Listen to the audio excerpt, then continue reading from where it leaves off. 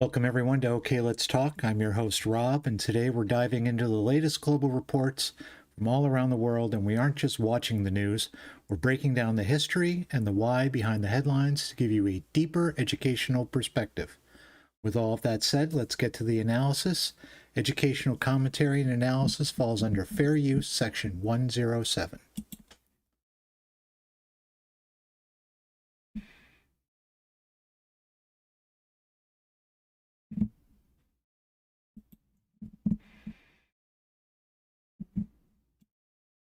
Record from Earth. They will travel 252,000 miles from here, taking over Apollo 13's 1970 record. And then back here on Earth, we wait for President Donald Trump to get to the podium that you see there at a news conference. It comes amid new reports of possible ceasefire. Starting out today with the news conference, see what Trump has to say about the rescue of the pilot and any ceasefire negotiations. That's where we're at right now. And the reopening of the Strait of Hormuz. But so we're just waiting on the president. The president's clock to get a deal done is ticking. He is giving Iran until 8 p.m. tomorrow to make that happen, or else, he tells Fox, of course he is considering blowing everything up. Take a listen to what he has to say. That's wonderful rhetoric from a sitting president. I've seen every proposal you can imagine. More proposals. Is Tuesday your final deadline? Is Tuesday at 8 p.m. your final deadline? Yeah. If Iran does not meet your demands, Mr. President, are you willing to continue the war? Well, you have to watch. It's an easy question. The answer is yes, but you'll have to watch. What do you think of the latest proposal? They've made a proposal, and it's a significant proposal. It's a significant step. It's not. He has no idea what anybody's talking about. He has no idea what the proposal is or who it's from. To CBS News White House reporter Olivia Rinaldi. Olivia, good to see you today. So what happens if Iran doesn't make this agreement by tomorrow night, as the president has Nothing. Trump tacos and moves the deadline. As well on this Easter Monday. Yes, the president has this self-imposed deadline of 8 p.m. tomorrow, Tuesday night, that if Iran rejects the latest ceasefire proposal, then the president has threatened to rain down bombs on Iran. Over the weekend, he issued a very significant threat in the early morning of Easter Sunday, where he said that if no deal happens, he will rain down. We're blowing up the whole theory. country. That's what this is. Madman theory. The F-word straight. That's all it is. Crazy bastards, or you will be living in hell. The president also threatened to bomb a power plant and a bridge. Wonderful rhetoric from our sitting president. We should note that targeting civilian infrastructure intentionally in war can be considered a war crime, but still the president issuing those threats to the Iranians, asking them to come to the table and make some sort of deal. But you are right. We did just hear from the Iranian state media saying that they are rejecting the current peace proposal that was proposed by the Pakistanis that would issue a 30 or 45-day ceasefire and a reopening of the Strait of Hormuz. So I'm sure the president will be asked about this in this press conference that he is expected to have very shortly about just the willingness to continue this war and what could be in the next proposal and what the negotiations look like if there is just a true rejection of any ceasefire proposal from the Iranians. Is he willing to go back to the table with him? All questions I'm sure he will be asked very shortly. Yeah, and Olivia, you just mentioned that news conference that we've been talking about all day. What else do you expect to hear from the president once that news conference starts? Well, we did hear a lot from of White House insanity. official that the reason why they decided to have this press conference was because of the extraordinary military feat we saw over the weekend and the efforts that the military went to rescue this downed airman from an F-15 that had been shot down early Friday morning. It kicked off a 40 to 48 hour manhunt for this individual who was rescued and recovered. The president says he is doing well. Our Nancy Cordes asked a question to the president about that, how the airman is doing. The president said he's doing very well. They're both doing well. And the president is expected to detail what happened in this effort to rescue this downed airman. So that's just one thing we know the president's going to be talking about. It's always good news when shit like this happens. The progression, I'm glad we got that kid out of there. And the Strait of Hormuz, and he never should have been put in that position. And allied efforts to knock down the stranglehold that the Iranians have right now on the Strait of Hormuz, how willing the president is to go further in this war. All sorts of questions we are expecting any moment now from the president. This press conference is slated to begin at 1 o'clock, but we know he's running a little bit behind today. Yeah, it usually takes a He's bit. running before behind it every day. starts, even when they say it starts at a certain time. But Olivia, I have a question Oh, yeah. for you, and this is Right. about the president's message, what he posted on Easter Sunday to his social media page. There was some anger first on the fact that it was posted on Easter Sunday, and the profanity in that message, and then also some Muslims who were angry about what he said about Allah. Called Has the Madman theory. president talked about that at all? Except Has he it doesn't really responded work to the when your frustration and the adversary is anger a bunch some of people madmen. have about that message? Yeah, the president was asked about that just a short while ago while he was on the South Lawn for the Easter egg roll that they have. Hello, every year welcome here at the White everyone. House. And he said that that's language that he's used before, and it was meant to convey just the anger that he is feeling. But certainly, yes, there was criticism about the language choice that he used, especially given the fact that it Yeah, was because a sitting Easter president shouldn't be holiday talking like yesterday, that. Easter Sunday, which is supposed to be We used to be very above reverent that. morning, a morning of celebration, a morning of glory. We used to hire to people to be God, president that and the were, president above issued that type of Truth rhetoric. Social on that But, day. But yeah, I should note, I guess those although days are on gone. every holiday, the president does like to put out a Truth Social post. I'm thinking back to when he called people haters and losers. I believe it was on Christmas That is Eve, true. one of those days. So he has done this before. It's not out of his realm, but certainly speaks to some frustration Because the he's president is stupid. feeling in regards to the Iranians and them not reopening the Strait of Hormuz. All right, Olivia Rinaldi outside the White House for us today. Stick with us. Is 'cause we Trump might come getting a back very fresh shortly dementia for more infusion in questions. his Thank you so hand much. or amphetamines? Let's What's he turn now to doing? CBS News Let's go national here. security contributor Sam Vinograd. Sam, your take on what we could hear from the president shortly. Well, we A are lot in of very insanity. unusual Blah, blah, situation blah. in which the president of the United States essentially negotiates publicly with the Iranian regime. So we are likely I don't think the gonna hear Iranians are president negotiating. comment on the state of play with what would have historically really been more than likely classified negotiations. We will also likely hear the president talk about the consequences if those negotiations don't conclude in a manner that the United States is happy with, including expanded targeting and more of a Expect barrage more of schools? weapons, missiles, and more Desalination into Iran plants? itself. So we'll probably Energy hear infrastructure? about the likely Just list the war power crimes. off-ramp, in addition to, of course, enhanced military escalation. And we know that Iran has said that they are rejecting the latest ceasefire proposal. So what do both sides need to see on the pages in order to come to an agreement, a mutual agreement here? Iran needs to see us go I'm away. not surprised that both sides are taking maximalist positions publicly. Certainly, the United States wants to see Iran give up all of its, what it calls its civilian nuclear program. It's not for civilian nuclear purposes, support for proxies, ballistic missiles, and more. And Iran does not just want a ceasefire. They want a verifiable and credible end to the war. The United States is also very focused on the reopening of the Strait of Hormuz, which is difficult to lock in if the Iranian regime knows that that's their trump card, pun intended, with the Trump administration. So there's a lot of daylight publicly. I think the most important factor here Trump's gonna is whether taco. the He always Iranians and tacos. Trump can agree to a ceasefire versus Tomorrow's going deadline will be to war, moved. and again, whether the Strait of Hormuz can be credibly reopened in a manner that international shipping and insurance companies are actually willing to take the risk to pass through it. Right. And Sam, I want to ask you this, because just based on your experience, we've heard from Iran Never over gonna and happen. over again, officials in Iran who say it's difficult to negotiate with the United States because while they're at the table negotiating, the United States is planning to bomb them or planning some kind of strike. So what would you say it takes, basically? Okay, it looks like the president is heading to the podium right now. Finally. Ambassadors, let's listen.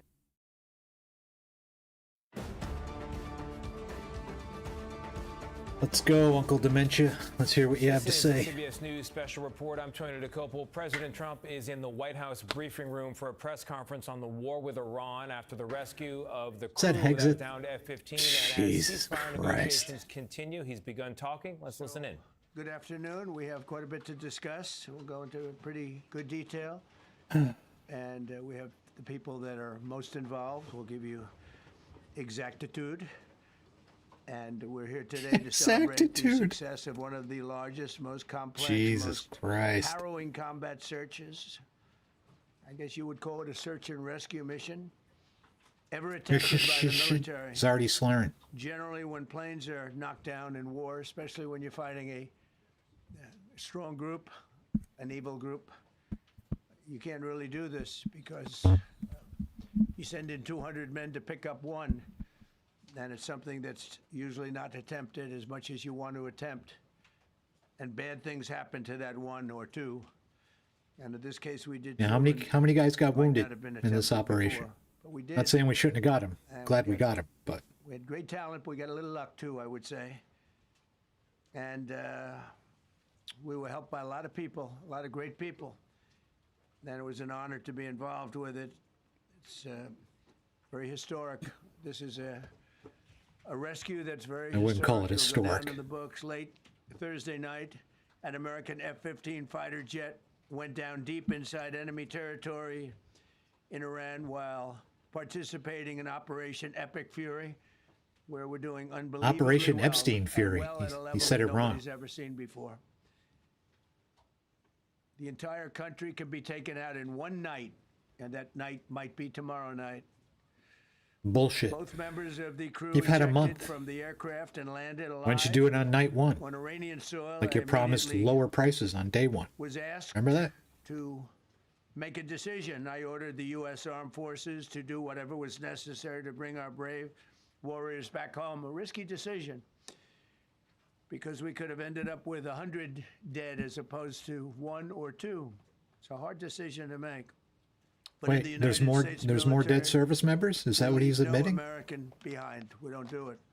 Americans Within died hours, in our this armed rescue forces operation. deployed 21 That's military news. aircraft into hostile airspace, many flying at very low altitude, being shot by bullets. You bring rifles into play when you're going that low, but there are also certain advantages.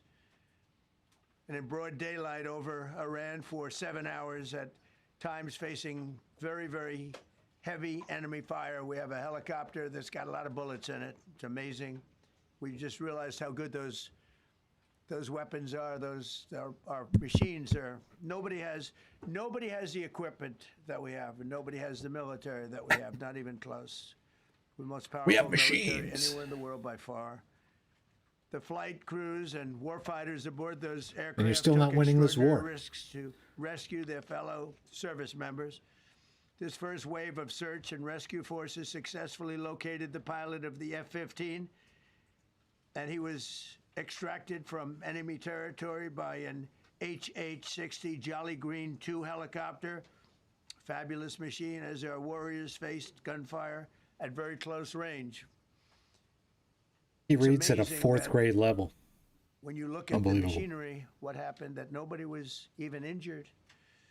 Meanwhile, the second crew member, a weapons system officer, highly respected colonel, had landed a significant distance away from the pilot. When you're going at those speeds, even if you go out 2 or 3 seconds later, it's miles and miles away, because you're going fast. He was injured quite badly and stranded in an area teeming with terrorists from the Islamic Revolutionary Guard Corps rough group, as well as besieged militia and local authorities. Many, on top of everything else, His phone is ringing. told the Is that Hegseth?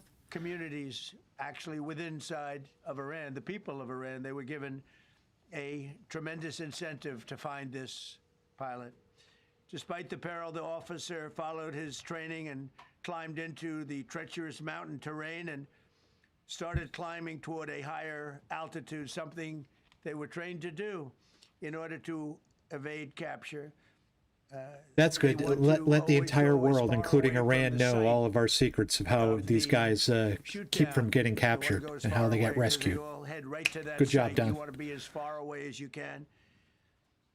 And he was Fucking injured. And it was moron. an amazing, amazing thing. Hello, He Legacy. scaled cliff faces, bleeding rather profusely, treated his own wounds, and contacted American forces to transmit his location. They have a very sophisticated beeper-type apparatus that is on them at all times. And when they go out on these missions, they make sure they have lots of battery space and they're in good shape. And this one worked really well, amazingly, saved his life. We immediately mobilized Just- a massive just tell the enemy operation to everything. retrieve him from Genius. mountain Someone get holdout. him off the stage. And he kept going higher and higher. The mountain Yes, we kept are getting embarrassing. rougher and rougher, and It is, really Leonard. very, Absolutely very hard to ridiculous. find.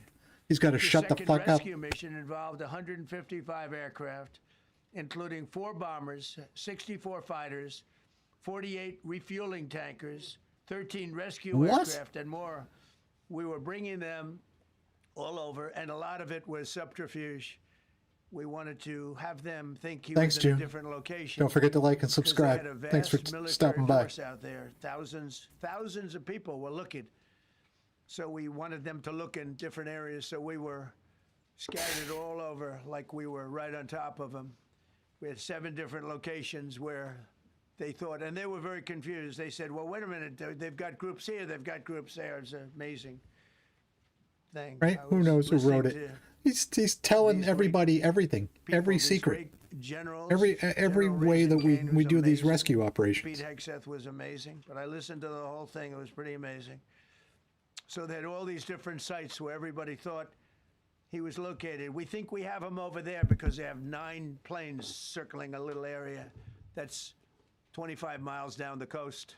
Oh my God. So in a breathtaking show of skill and precision, He's so lethality, stupid. and force, Oh, America's military God. descended on the area, the real area, engaged the enemy, rescued the stranded officer, destroyed all threats, and exited Iranian territory while taking no casualties of any kind. The heroic F-15 weapons system officer had evaded capture on the ground in Iran for almost 48 hours. That's a long time when you're in Thanks, Dan. rough shape and when you're bleeding. Like and It's a subscribe, long buddy. time.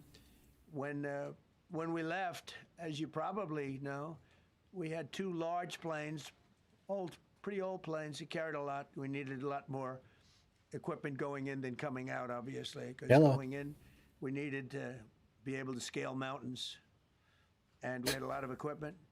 But the sand was sandy, wet. My sand. cat's having a higher So we IQ than thought this there may fucking be a guy. problem Give me a taking break. off because of the weight of the plane, and then we also had all the men jumping back onto the planes, and they got pretty well bogged down. And we had a contingency plan, which was Thank God you're unbelievable, Canadian, Leonard. where lighter, You're faster lucky. aircraft came in, and they took them out. We blew up. You the want old this guy? planes. We'll trade you. We blew them up to We'll take Carney. smithereens because we had equipment on the planes that, frankly, we'd like to take, but I don't think it was worthwhile spending another 4 hours there taking it off. So we didn't want anybody to have. We have the best equipment anywhere in the world. We didn't want anybody examining our anti-aircraft and other equipment.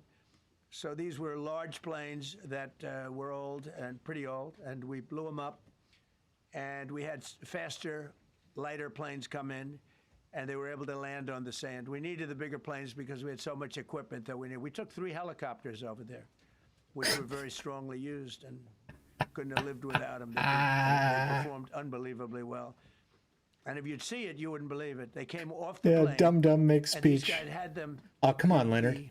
Be a team player, The buddy. rotors were off. They rebuilt these helicopters in less than 10 minutes. And that was one of the more amazing things.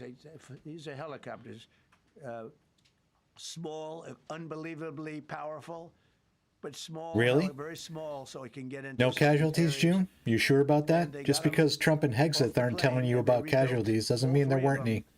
in a matter of I would say less than 10 minutes. It's pretty amazing what the genius of these people. I hear you, John. Who would think that? You'd think it would take 5 days to build them.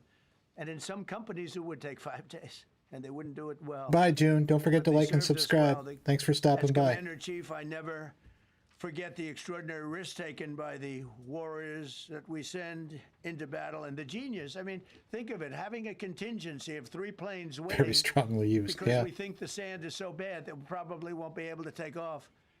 And the planes really got bogged. This was not much of a runway. This was a farm, not a runway. It's a farm, but it did the trick. A farm? To A have sand farm? contingency as A opposed to sand having to farm? wait 2 days. Is that Can where you imagine? we Right were in on the a middle. sand This farm? was central. Love to see those. This was right. How long does it take to would call grow central sand? casting if you were doing a movie for location. And probably the toughest area of Iran where we'd be sitting there. So these planes came in, those pilots came in so fast and so quick and got out of there. Everybody got aboard and just got 15-minute intervals. 1 load out, 1 load out, 1 load out. It happened. And we were watching. And we Just said, keep that's amazing. spewing In many our ways, I was- operational secrets, I you was almost fucking more impressed by moron. the contingency that we had than the fact that we would have had a runway or Good decent soil, Lord. but it was an amazing thing. But we thank God for every single one of them and the talent. The genius is not even talent, it's genius. It's the whole ball game, every one of them. Now, if you look at what we did with Maduro, we went I agree, to a Jeff. military compound, a massive, with thousands and thousands of soldiers, and within a matter of minutes, Yeah, and he lived there, behind iron from what I doors, saw, there was steel a doors, big broke them down firefight, so quickly. and a bunch of within guys got almost wounded. Minutes, he was in the back of Had to be these evacuated. planes. It was a similar group. But Incredible. We have this incredibly orange talented lunatic won't people. tell you that. And if the time comes, we move heaven and earth to bring them home safely. I We're don't gonna know. bring our This people home country's filled safely. with stupid people, John. I want to thank every member of the U.S. Armed Forces involved in these historic operations. They really were historic. It's just not something that's done. Because this country's And filled you'd with understand fucking it, not that morons, they Billy. don't want to do it, but when you're going into areas, when you look at these helicopters, when you look at the amount of bullets and everything else that they took, when you go into these areas, you don't come out like we came out. God was watching us. Tell you, well, Oh my it was God. Easter. We were in the Easter territory, I guess, but God was watching us. Amazing, because when you look at the machinery, they took damage. It tells you. First thing I said is, these are Okay. unbelievable machines. How they flew back and not even much of a problem. But these two extraordinary If he knew rescuers, anything as about it went Christianity, through, he would as you know that probably God know, we didn't loves talk about the first one the for Iranians as much as they an love hour, and then somebody us. leaked something, which we'll hopefully find that leaker. We're That's looking not very hard to right-wing find MAGA that leaker. Christianity. And talked about there's somebody missing. They basically said that we have one and there's somebody missing. Well, they didn't know there was somebody missing until this leaker gave the information. So whoever it was, we think we'll be able to find it out because we're going to go to the media company that released it, and we're going to say, national security, give it up or go to jail. And Yep. we know who, and you know who we're talking about, because some things you can't do. Because when they God did is not that, with all Donald. Of a sudden, Hopefully the Donald will be with entire God soon. country But of Iran knew that there was a pilot that was somewhere on their land that was fighting for his life, and it also made it much more difficult for the pilots and for the people going in to search for him. All of a sudden, they know that there's somebody out there. They see all these planes coming in. It became a much more difficult operation. Because a leaker leaked that we have one, we've rescued one, but there's another one out there that we're trying to get. So actually, the country, Iran, put out a major notice, you all saw it. Wasn't he the offering a leaker? very big I mean, he just told award him our for anybody that entire captures the operations, pilot. how we So in rescue addition to guys. a hostile, very talented, very good, very evil military, we had millions of people. You're not trying to evil, get an Billy. award. So You're normal. when you add that to it, but we have to find that leaker because that's a sick person. Probably didn't realize the extent of how bad it was. I can't imagine that the person did, but we're going to find out. It's national security, and the person that did the story will go to jail if he doesn't say, and that doesn't last long. And I think everybody would understand it. They put this mission at great risk. Threatening to They lock put up that more man at great journalists. risk, and they Nothing put like the living in a hundreds of people fascist that went in America, looking right? for 'em, The because fuck out of everyone here. now knows that we're going in. Over the past 37 days, America's armed forces have carried out more than 10,000 combat flights over Iran, unheard of, striking more than 13,000 targets. The F-15 we lost last week was the first manned aircraft downed by the enemy in this entire operation, with thousands and thousands of flights. They got lucky. It was a lucky hit. You know, eventually you get lucky. But we got lucky too because we You got get both lucky of with them 12-year-old back. girls all the But time, it's a from what I record hear. That is Right, unparalleled Don? in the history of military air operations. Nobody's ever seen anything like it. It's such an honor to be involved with it. We were up late at night, and then we were waiting for those Well, you were up late at night because contingent that's what planes to dementia come does. in, and we say, come on, let's go, get in, because they're waiting out on this farm without a runway, with wet crummy soil, sand, mostly sand, wet sand, Sand farms. and it eats planes alive. And Maybe that's a we're new waiting, thing. And we're saying, I hope that Is there one any can money in land that? and take off. And they came in like magic. Maybe I should Boom, invest in boom, sand boom, farms. one after another. It was like genius. So impressed by that. Because we were a little concerned. We said, boy, if they don't get in and get up fast, we're sitting in them. And that's called Iran Prime, right, General? That's where the whole bet is. And here we are sitting there waiting for a plane. But they came in so fast and so hard, and these guys knew exactly what to do. Let's go, come on, get in, let's go. Bwah. They came one right after another, not at the same time.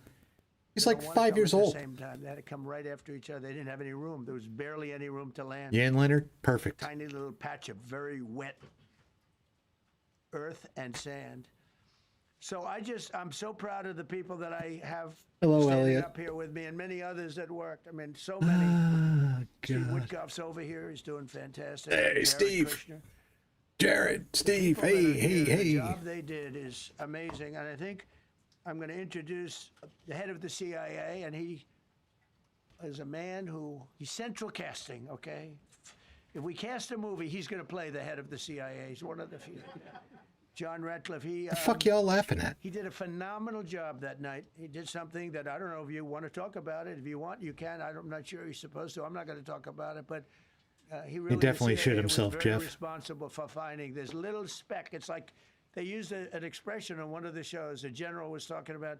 It's like finding a needle in a haystack. Finding this pilot, and the CIA. I was hear you, Billy. unbelievable.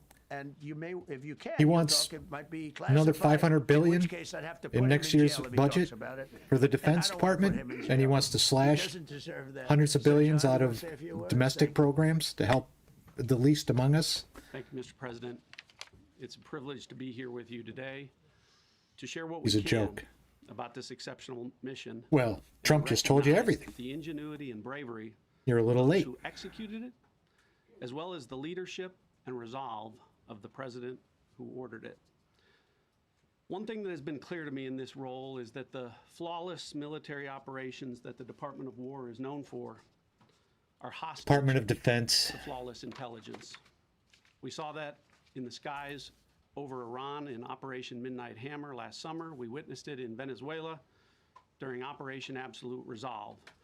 We've seen it against the cartels in the We've Western obliterated Hemisphere. everybody. That's why we're still Seeing at it war. every day in Operation Epic Fury, including this mission Trumpstein Fury. Yep. to rescue You got it, an Neil. aviator buried deep behind enemy lines.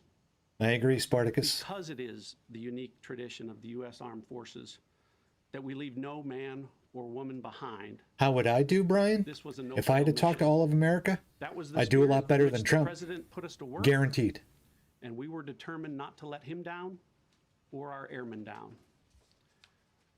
As an agency, the CIA possesses unique capabilities that only the Oh, you know president can Hexit's deploy. coming to the mic. He wouldn't be on stage Some of these otherwise, Jeff. capabilities You know what's fall going to under happen. Covert action authorities. And because covert means exactly that, Going to listen to more of I'm his not going to bluster be and able to tell bullshit. you everything that you want to know. At the president's direction, we deployed both human assets and exquisite technologies that no other intelligence service in the world possesses to a daunting challenge comparable to hunting for a single grain of sand Hello. in the middle of a desert. This was also a race against the clock, as it was critical that we locate the downed aviator as quickly as possible, while at the same time keeping our enemies misdirected. For that reason, in addition to the human and technical assets deployed by the president to find our airmen, CIA executed a deception campaign to confuse the Iranians who were desperately hunting for our airmen. On Saturday morning, we achieved our primary objective by finding and providing confirmation that one of America's best and bravest was alive and concealed in a mountain crevice, still invisible to the enemy, but not to the CIA. That confirmation was relayed by Secretary Hegseth to the president, and the operation quickly moved to the execution phase. Following the successful exfiltration on Saturday night, Our intelligence reflects that the Iranians were embarrassed and ultimately humiliated by the success of this audacious rescue mission. When the president asked me to lead the CIA, he made it clear, get back to basics, no politics, no agendas. Tackle the hardest problems and execute the toughest missions. Sure. This president is about results. And now, that's what his CIA is about too.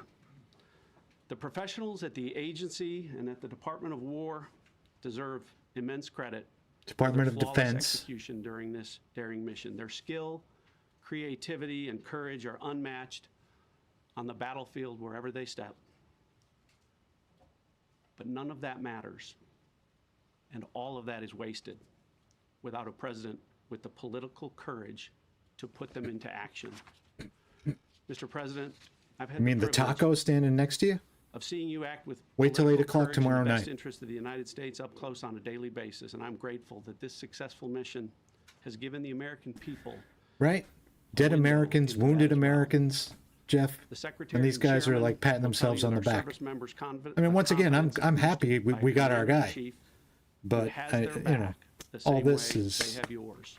gotta go. And I know that the confidence of CIA's officers You don't is hold boosted press by the knowledge conferences that for stuff their like work this. is You just do the informing a job president and you get on with the who's job. not afraid to make the hardest decisions when the stakes are highest. Good Lord, dude. Just to the drop to your American knees and people, start sucking his cock. Your Fuck. confidence should be boosted by knowing that the security of the I don't like nation is softcore in the porn. hands of a Get to the real president stuff. who's willing to take on problems that have confounded both sides of the political aisle Take your fucking knee for pads nearly off. half a century. It is an honor to North serve Korea under a would be leader proud. who just proved that you can believe him when he says, no matter what, we will leave no one behind. We will come for you. Thank you. I agree, Jeff. We shouldn't be there. Thanks, Scott. Like and subscribe, buddy. Lots of content on the channel John, you'll thank you for the absolutely hate. collaboration with the CIA as well. Incredible. Stick and around. Ongoing partnership. Ladies and gentlemen, fellow Americans, and especially the brave warriors in our armed forces, over this God. Easter weekend, the United States This fucking military tool. has once again proved why we possess the greatest fighting force the world has ever known. In You're getting your ass handed to you. extraordinary combat search and rescue operations deep inside enemy territory in Iran, our warriors executed missions of breathtaking skill, courage, and precision. How many guys do you need to When our line up to say the warriors exact are same thing? unleashed, as this president has allowed them to be, Yeah, peak they time. are Hooray. unstoppable. Did you guys catch the Iranian diss track? The latest Lego video about him? Special Fucking brutal. operators supported by elite air Brutal. crews and intelligence professionals moved swiftly and decisively into treacherous mountain terrain under the constant threat of Iranian Didn't he just say forces treacherous closing in. like 4 times? Ultimately, it was an impotent Iranian threat. And today, as the CIA director mentioned, Iran's military, and we know this, is embarrassed Way to stick that landing on the and word impotent. humiliated, and they should be. Now, these are not routine operations. They were high-risk, high-stakes missions conducted in the heart of enemy territory. This was not just barely into Iran. This was deep into Iran, involving Deep into coordinated Iran. strikes to suppress Like threats, Trump gets deception deep into tactics to 12-year-olds. protect our teams, and full synchronization across air, ground, and special operations. The Iranians are still asking themselves right now, how did the Americans do this? I don't think they are. One downed airman evaded capture from They don't have Northern to ask. Trump sailing rugged already ridges told while him. hunted by the enemy. When he was finally able to activate his emergency Right, Jeff? transponder, his first message, What's up, simple, Ryan? and it was powerful. He sent a message, God is good. Oh, for the love In of that Christ. moment of It isn't a isolation holy and war, no danger, matter his how much you faith want to push it. And fighting spirit shone through. You see, shot down on a Friday, Good Friday, hidden in a cave, a crevice, all of Saturday. Oh, here we go. rescued This is a Jesus Sunday. analogy. Flown out of Iran Hallelujah. as the sun was Lord rising Jesus, can I get an on amen? Everybody in the Sunday. chat, can I get an amen? A pilot reborn, all home and accounted for, a nation rejoicing. God is good. He's going to prison. Despite incoming fire and unforgiving conditions, our troops War brought crimes are a every bitch. American home. No American lives were lost. We leave no man behind, and that is How not many luck. wounded? How many It's the wounded, result Pete? of unmatched training, superior technology, an unbreakable warrior ethos, and sheer American grit. Mm-hmm. Our special operators, pilots, and support crews performed with near perfection under fire. Thanks, And Leonard. they were Thanks for the lethal. amen. Just ask any Iranian soldier who dared I hope not, attempt Ryan. to get anywhere near that pilot before or during that mission. Death from above. Our troops turned a potential tragedy into a resounding demonstration of American resolve and capability. That's what They don't care excellence about in war crimes, uniform Ryan. looks like. But make no mistake about it. None of this would have been possible without the courageous leadership and ironclad determination None of of this President would have Donald J. happened Trump. if the pedophile standing From the next to moment you our airmen didn't went start a down, war President to Trump made it distract from the clear, "We fact will leave that he's a fucking no pedophile." one behind. The first mission, the first of two, was an audacious Thanks, Dan. daylight thunder run right up the middle. I didn't say It was anything about authorized in our less troops, than 2 Stan. hours Pay from that attention. pilot going down when we knew I just where got done he saying I'm was. happy we got our guy out of there. And it was authorized in the middle of the night because anybody that's worked for this man knows he's up in the middle of the night. Authorized dreaming about immediately, without 10-year-olds. hesitation, audaciously. The second mission, as soon as we knew where that pilot was, and John was certainly helpful in that, also executed immediately. You know, I looked up at my screen when the final mission was complete inside our SCIF, our secure facility. And we have a running VTC, a running coordination cell. And the top of it read 45 minutes and 45 hours and 56 minutes. For 45 hours and 56 minutes, we kept up, that Wilbert? call open. Yeah, for I agree. coordination. From the He's a moment war our criminal. pilots went down, our mission was When this is all over, he's unwavering. going to prison. When this Call never administration's dropped, done. the meeting Trump's never not. stopped, the planning never He's never held ceased. accountable. People under him President are. demanded rapid, decisive action. He backed our military with the full weight of his resolve, refusing to let enemy propaganda or tactical setbacks deter us. His leadership ensured that every lethal and non-lethal resource was What brought to tactical bear, that our setbacks, forces Pete? had the authorities Did you and just the let that support slip? they needed to succeed. When the president says he has the backs of our warfighters, he means it, and it means a great deal. Yep, and it's a I big agree, Ryan. difference on the battlefield. President Trump understands that peace through strength is not a slogan. It is a doctrine that saves How many times do I have to American say, lives. I'm His happy we got unwavering our guy commitment out to of there? rebuilding our military and How restoring many times do the I have to say warrior it before spirit people has paid understand? dividends in Has nothing to missions do with the just pilot. like I'm this glad one. he's back home and safe. Under his command, All right? America projects But power he with was, confidence should never have been put and in this brings our position. people home We shouldn't be over there. victory. And that continues. The only reason today, this by the way. happened is Per the because president's Trump direction, started a today will war. be the largest volume of strikes since day one of this operation. Tomorrow, even more than today. And then Iran has a choice. Choose wisely, because this president does not play around. They You are can ask laughing at Soleimani, you. He doesn't play you can ask around, Maduro, except with little you girls. can ask And then he Khamenei. tacos everything else. To those heroes Tacos. who planned and executed these rescues, your nation stands in awe. I stand in awe. The chairman Okay, stands in don't awe. We believe all me. stand I don't in give a awe fuck. of your The hell do I professionalism care? and bravery. We serve for you. You embody the very best of America. To the rescued airmen and their families, welcome home.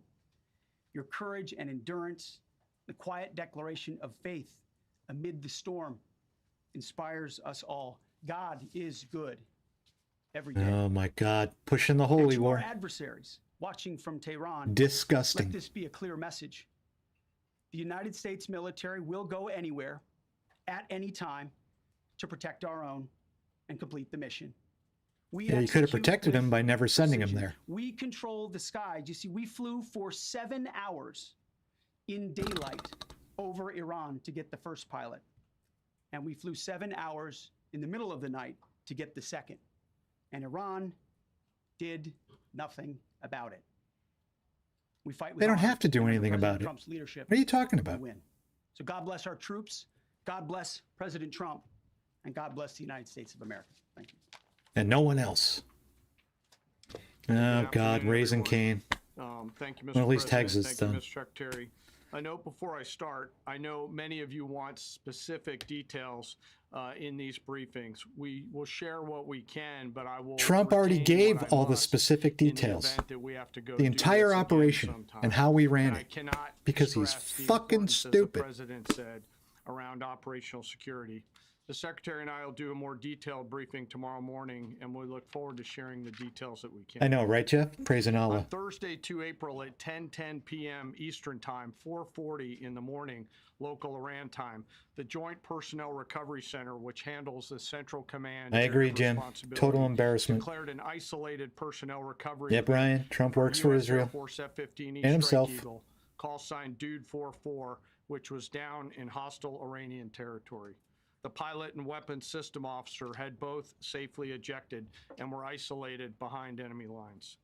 Following confirmation of active rescue beacons and on the direction of the Secretary and by order of the President, a rescue operation was launched with the stated purpose of bringing both Americans home safely. As the Secretary said, several hours later on the morning after positively locating the front seater, call sign Dude 44 Alpha, and aware of an aggressive Now, stupid people are ongoing everywhere, search Ryan. by the enemy, What's up, Critical? a U.S. Central Command plan was approved by the Secretary and the President. Shortly thereafter, a U.S. Air Force Combat Search and Rescue Task Force comprised of 8 Didn't we just hear all this twice over, 3 times over now? I'll describe what that is Trump, in a minute.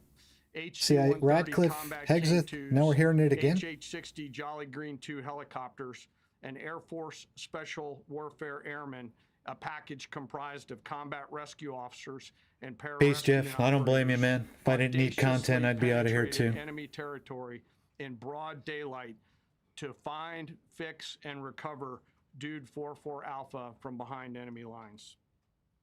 This was I don't hate an my country, incredibly Critical. I hate Trump. dangerous There's a mission, difference.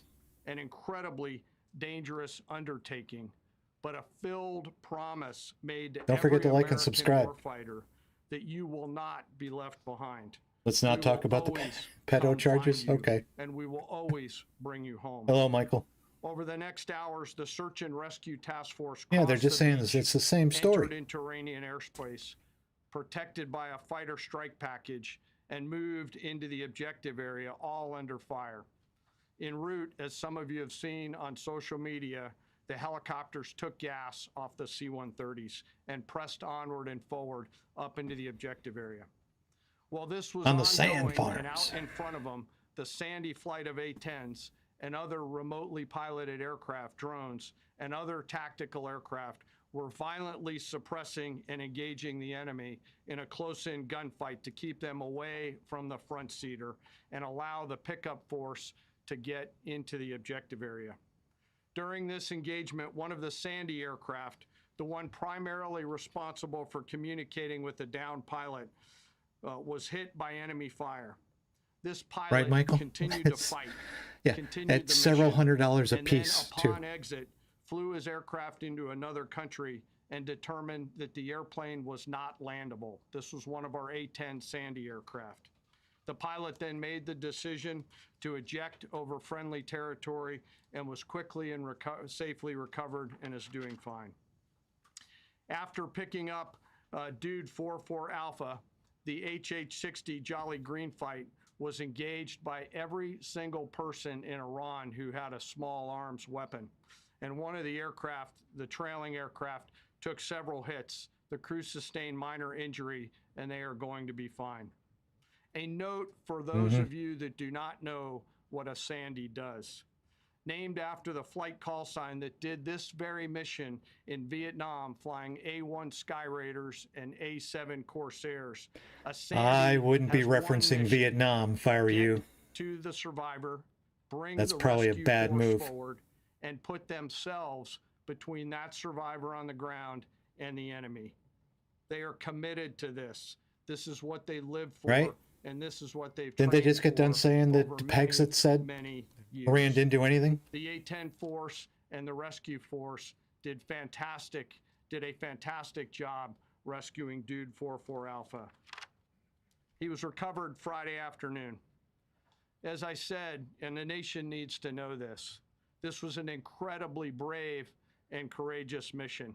and a testament to the courage, Great. skill, and tenacity. Golf clap. Now pack of up the your toys joint and get the force fuck out of there and our so we leaders. can lower gas prices Especially a and lower daylight prices option, everywhere else here. having the guts Get back to try affordability. means so much to so many.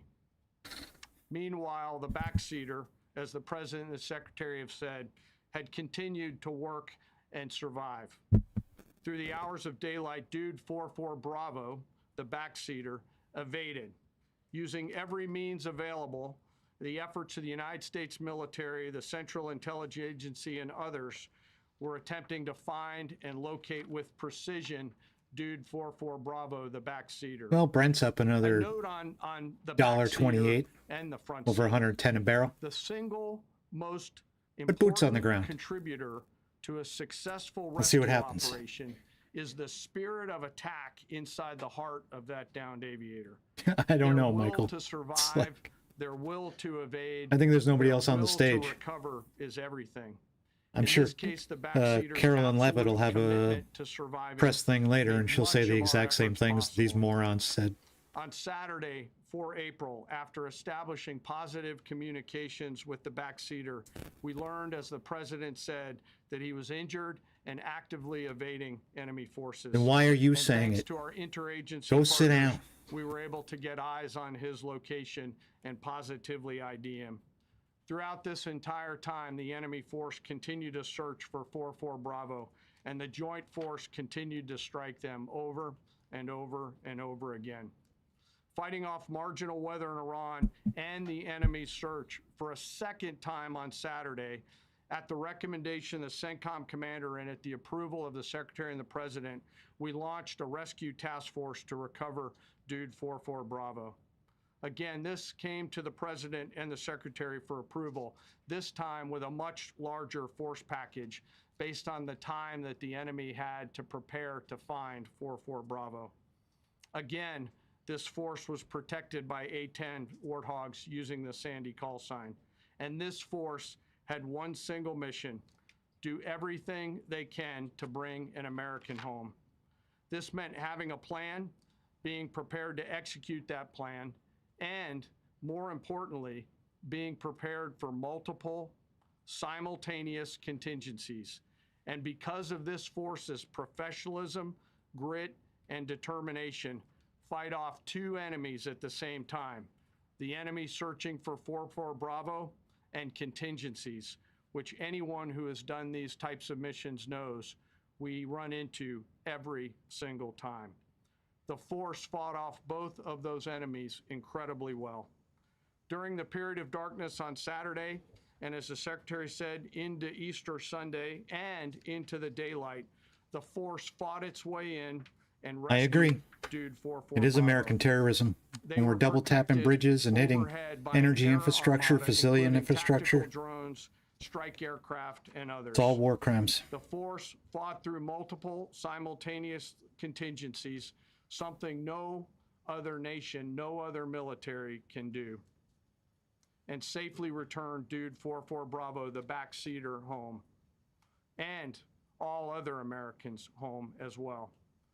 At midnight 12 local Learn how to spell, Stan. Eastern time, That's almost Easter English. Sunday, more than Are you 50 American? hours after the start of this operation, the Joint Personnel Recovery Center declared Dude 44 Bravo, both the front and back seater, returned to friendly territory. The courage demonstrated by both the pilot and the weapons system officer while isolated and them invading the enemy cannot be overstated. Their grit and warfighting tenacity is a direct result of the absolute trust they have in our rescue forces, their training, and their will to survive and return. They always knew that we would be ordered I don't know who we're to fighting go for. get We're not them, fighting for and they Americans. always knew We're fighting that for we would be Israelis. coming to get them. These two We're fighting for an orange operations pedophile. reflect our nation's most sacred obligation to our military service members. We leave no one behind, bless you. It also perfectly captures the first truth Yep, we're of just our loaded with special contradictions. operations forces, that people are more important than hardware. That is the standard we live by, and the rescue forces that execute these missions operate under a clear motto: these things we do that others may live. Their actions were a direct embodiment of that commitment to others, and I could not be more proud of each and every one of them today. As the Secretary said to our enemies, this operation serves as a clear reminder of the capability and will of America's joint force. The United States of America will recover our warfighters anywhere in the world, under any conditions, when we want They shouldn't have been put in that position. Bring overwhelming skill and firepower. To every member of the joint force, our interagency partners, the leadership at CENTCOM, and our leaders at the department and above, thank you. I'm proud of each and every one of you and thankful to our deployed forces and their families.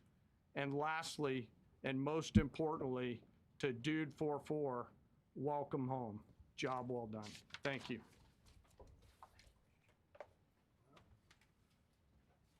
Pretty amazing, pretty amazing. And these two gentlemen have been, from day one, they've been perfecto. You know, I got to know General Kane in my first term. Because he was the able to Iranian take regime's out not going to ISIS in 4 surrender. weeks instead of the 4-year projection that was given to me by other much lesser generals. I said, you know, if I ever do this again, that's going to be the head of my Joint Chiefs of Staff. And we worked it that way, didn't we? It's amazing. He took It's like out watching ISIS. gay porn. We defeated ISIS. Bad gay in 4 porn. weeks. I was told it would take 4 years. I flew to Iraq to find out with the greatest equipment in the world, why would it take 4 years? And he told me, sir, it won't. It'll take 4 weeks and you'll have time left over. And that's exactly what happened. So he's great. And Pete, all I What? can say is that he was treated very unfairly. The fuck is he talking Now about? those same people that treated him unfairly, that fought against him, that called me up saying, what a great choice he was. They said, well, what happened during his nomination? What happened to you? I'm telling you, people that were not for him, senators, friends of mine, sir, I don't think you're doing the right thing. Now they're calling me up. What a choice. These two guys are fantastic. And John Ratcliffe was incredible. It was actually their genius that called us from, he was 40 miles away. And he said, you know, we're seeing something moving up in the mountain. This is at night. And they kept the camera on him for 45 minutes. He wasn't moving. And they said, you know, probably wrong, but we're seeing something moving. This is a vast mountain, vast, thick, with bushes, trees. He said, we see something moving 40 miles away. It was the head of a human being, I'm telling you, it's moving. And then all of a sudden, 45 minutes later, he moved a lot. Stood up. He moved a lot. And that was really the beginning of something incredible. We had an Let's see idea that where he bruised was, hand, but Don. not specifically. That's a big mountain. So I want to thank the CIA, too. I don't think they get enough credit for the great job they've done. Yes, please. Thank you very much, Mr. President, for this great opportunity. Country, it has super army. You make a difference, Mr. President. Thank you for your greatest leadership. Thank you. Oh my God. Two questions, Mr. President. What was your reaction when you learned that Kurdistan region had resumed exporting oil to the international market with your support as United States of America? Well, I expected that. We've gotten along with the Kurds for a long time, so I expected that. Another Except when he question, gave them what weapons the other day, when they just stole them. What would be your reaction if the Iranian people rise up against their regime during a ceasefire, Mr. President? Well, they should do It's it. not gonna- but it's not gonna again, happen. The consequences are great. I mean, they were told if you protest, you will be shot immediately. You saw what happened to the young wrestler. He was a great champion, by the way. He was a great wrestler, one of the top in the world. And he and his two friends were hung. And all they did was say a little bit about liberty. They wanted liberty. And No they were justice. Nobody's violently calling him. executed. Well, But, the numbers up to except his probably sycophants. 45,000 people were killed. So, you know, when I somebody agree, stays Wilbert. in a house, when they Like know I they're said, if walking I out of didn't the need the house to protest, content, they'll be immediately I wouldn't be shot watching and him right killed. now.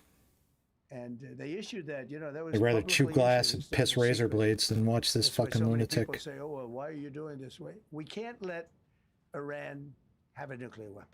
You know, we got What evidence is there that they change. we're going to get a much nuclear different weapon? regime than before. We're doing It's the same regime. Shut They're up. Smarter, Same regime. softer, and far less radical. We Oh, have really? regime Far change. less radical. We didn't do Oh, this we've for already got our we did regime it for change, people. The fact, and my We've view was got very it. simple. I saw somebody said, "Oh, he doesn't have a plan. I have the best plan of all, but I'm not going to tell you what my plan is." You know, they want me to say, He doesn't have a plan. "Here's my plan. We're going to attack at 9:47 in the morning, and then we're going to do this." You and said then 8 we're o'clock gonna-" tomorrow night, And you don't do that. retard. They say, "I have a plan." These people know what the plan is. Everybody here knows what the plan is. There is no plan. It's, To bomb very them back unfair into the to say, Stone Age? well, How 'cause I very don't mind Christian being of you on insulted. I've been Easter insulted for many years to talk by- about God's by children the like fake that. news, but you can't. Cheeto so in bad chief. for the people that are so pro. You just saw two great and John Ratcliffe, three unbelievable people. They have a plan. Every single thing has been thought out by all of us. No, Victor, he doesn't know the I plan. can't reveal There the is no to the plan. media. So, you know, but we're just thrilled by the success of this operation. Yes, please. Thank you, Mr. President. You've said Iranians would be mad if you stopped these attacks, but why would they want you to blow up their infrastructure, to cut off their power? Wouldn't that be punishing Iranians for the actions of the regime? They would be willing to, they would be, and it's suffering, they would be willing to suffer that in order to have freedom. Would The they? Iranians have, Just like we've had we'd be willing to suffer with high numerous gas prices intercepts. and Please keep not being able to bombing. afford Bombs are anything here dropping for near your their fucking homes. war? Please keep bombing. Do it. And these are people that are living where the bombs are exploding. And when we leave and we're not hitting those areas, they're saying, please come back, come back, come back. These are the people. I don't know what they do. All I can tell you is they want freedom. They have lived You're not giving them in a freedom. world that you know You're not nothing giving them about. freedom. It's You're a not stopping their violent, nuclear capabilities. You're not horrible going in and world. taking the If you uranium. protest, you are All you're shot. doing, all you want is the Remember oil. the great woman protests where they had You've accomplished 400,000, nothing 500,000 except women, and getting they were all enthused and kids they were killed out and protesting, wounded and wasted hundreds of everybody billions said, of "Oh, the dollars. regime's gonna You're come a to an end," fucking and orange then lunatic and a all of mess sudden, and an boom, embarrassment to the world. boom, 5, 6 different areas. A woman would go down right between the eyes. They had snipers. They had 5 snipers. That's all it took. And those 400,000 or 500,000 women said, "Oh my God, what's that? Oh, look over there. What's that?" A woman shot right between the eyes. And after 5 or 6 of them go down, then you start hearing the purr through the. Of course he doesn't speak for vast all number of people. Iranians. And then they said, "Oh my God, who would do that?" Right. And they're incredible people. It's all a But bullshit they've lived argument. So horribly. They've lived so horribly. You know, Iran was a great country if you go back 25 years ago or so. 25 The years? Persian people, they're incredible, smart, brilliant, actually.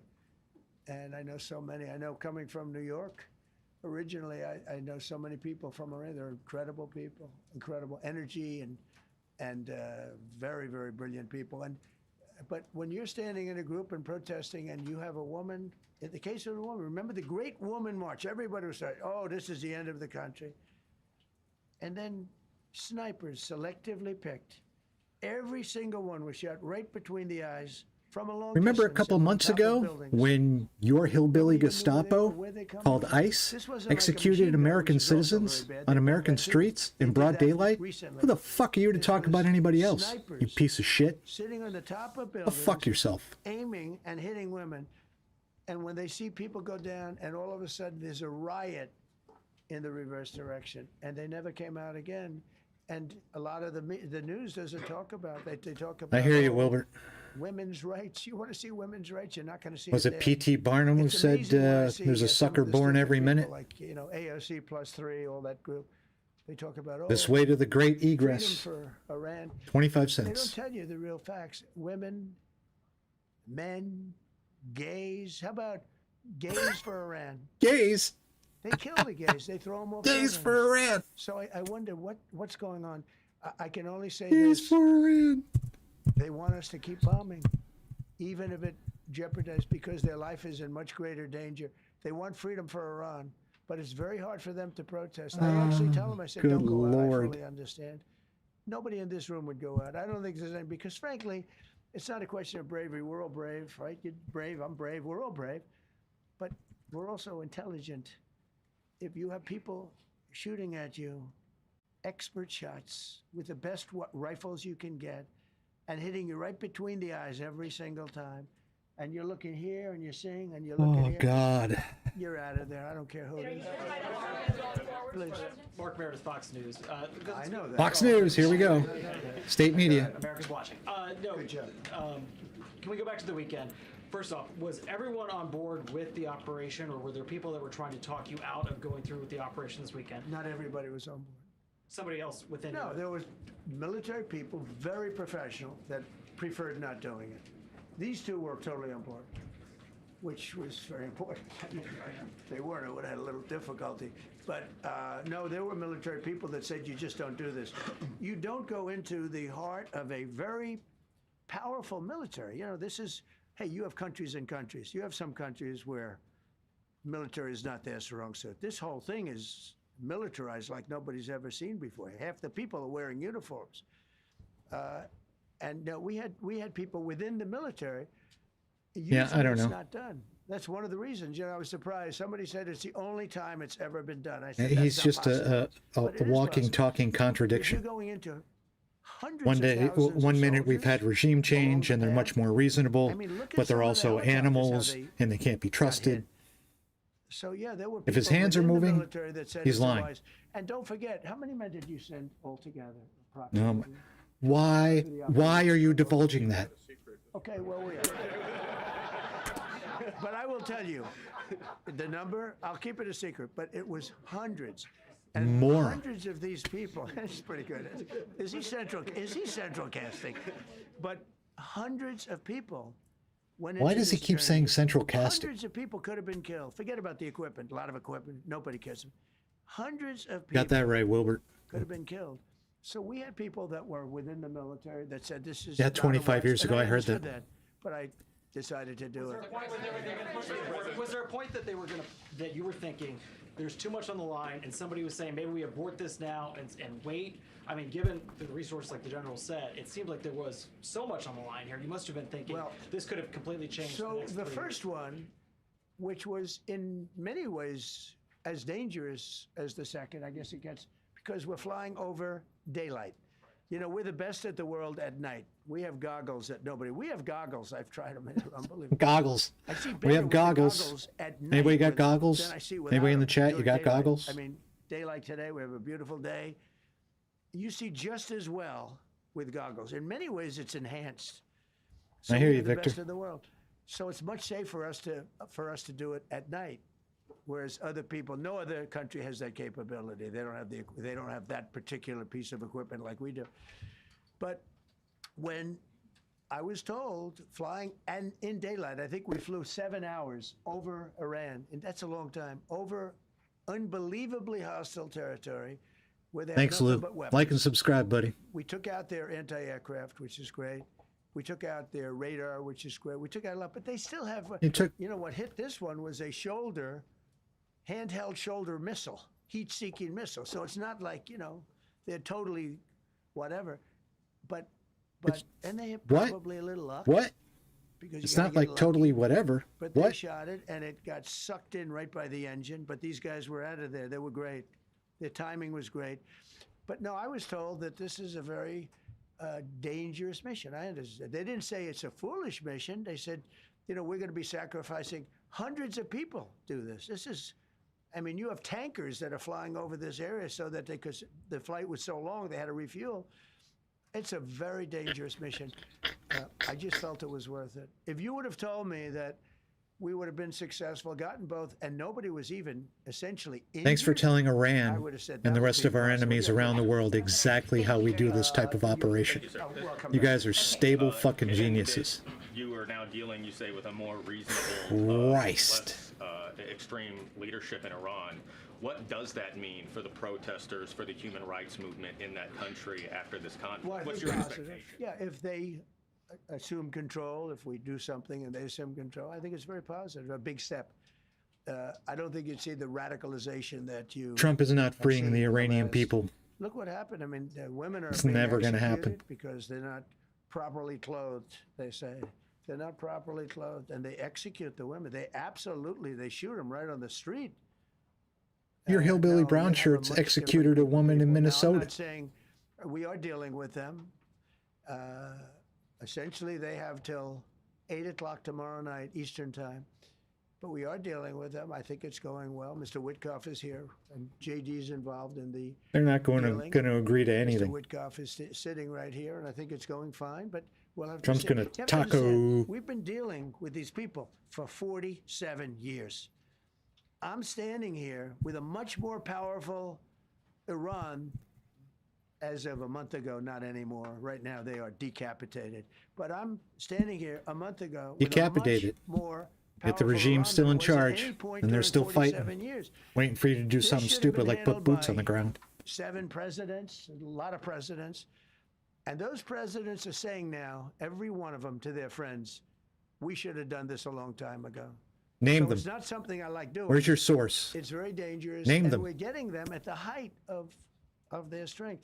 If I didn't terminate the Barack Hussein Obama Iran nuclear deal, they would have had a, don't forget, More there was a racism. path to a nuclear Barack weapon. Hussein Remember this. Obama. He chose Iran over He hates Israel. that black Pure man and simple. so much.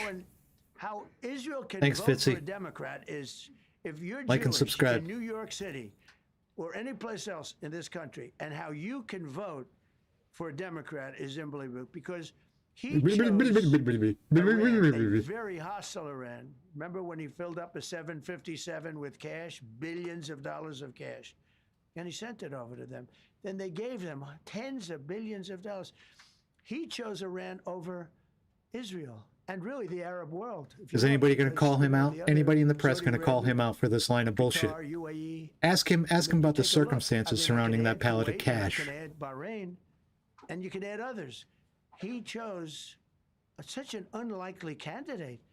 Nobody could believe it. Frankly, if you're going to choose between Iraq and Iran, he should have befriended Iraq. Thanks, Fitz. He went in the exact opposite direction of all thinking, and he made a terrible mistake. But that was a road to a nuclear weapon. And when I terminated that, everyone said, oh, he terminated it. It was one of the best things we ever did because he had a road to a nuclear weapon. And You're right. You didn't start it. We started it. Short-term deal. You know, countries don't do 10-year deals. Countries do hundreds of years. You don't do a 10-year deal. For a country, What? you need, this isn't, you're a landlord and you're renting a store on a certain street and you give somebody a 5-year or a 10-year lease. This is a country. It was a short-term deal. It was ready to expire. I terminated it before it expired. Took a lot of heat, and it was one of the best things I ever did. Are you because talking he would have had a nuclear weapon. Then he would have had another nuclear weapon. Had those beautiful B-2 bombers not gone in 8 months ago. And What's up, Stephen? obliterated I agree. that site. And by the way, the word is obliteration. CNN said, well, maybe it wasn't complete. It was so complete that they still haven't been able to get it.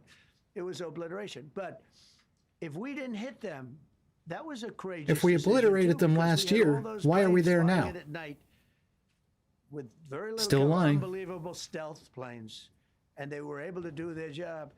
If we didn't do that, Let's see the back of that Iran hand, Don. would have had a nuclear weapon. No, at they a high wouldn't. level, either one of those two instances. And Are you if saying they that they're did, not going to get a nuclear weapon my now? opinion, I told this to Bibi Netanyahu yesterday. Israel would have been extinguished. How many American kids Large portions is MAGA of the willing Middle to East sacrifice would and have send been home in body extinguished, whether bags it's Saudi for this Arabia, guy's war? Qatar, UAE, or others.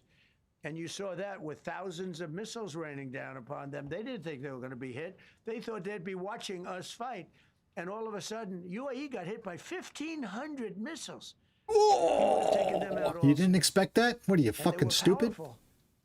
If I didn't come along and terminate the Obama deal, which was terrible, the Iran nuclear deal was Yeah, for a Israel. That's who we're road fighting to a for. nuclear weapon, a big one, unlimited, legally. What's up, Arian?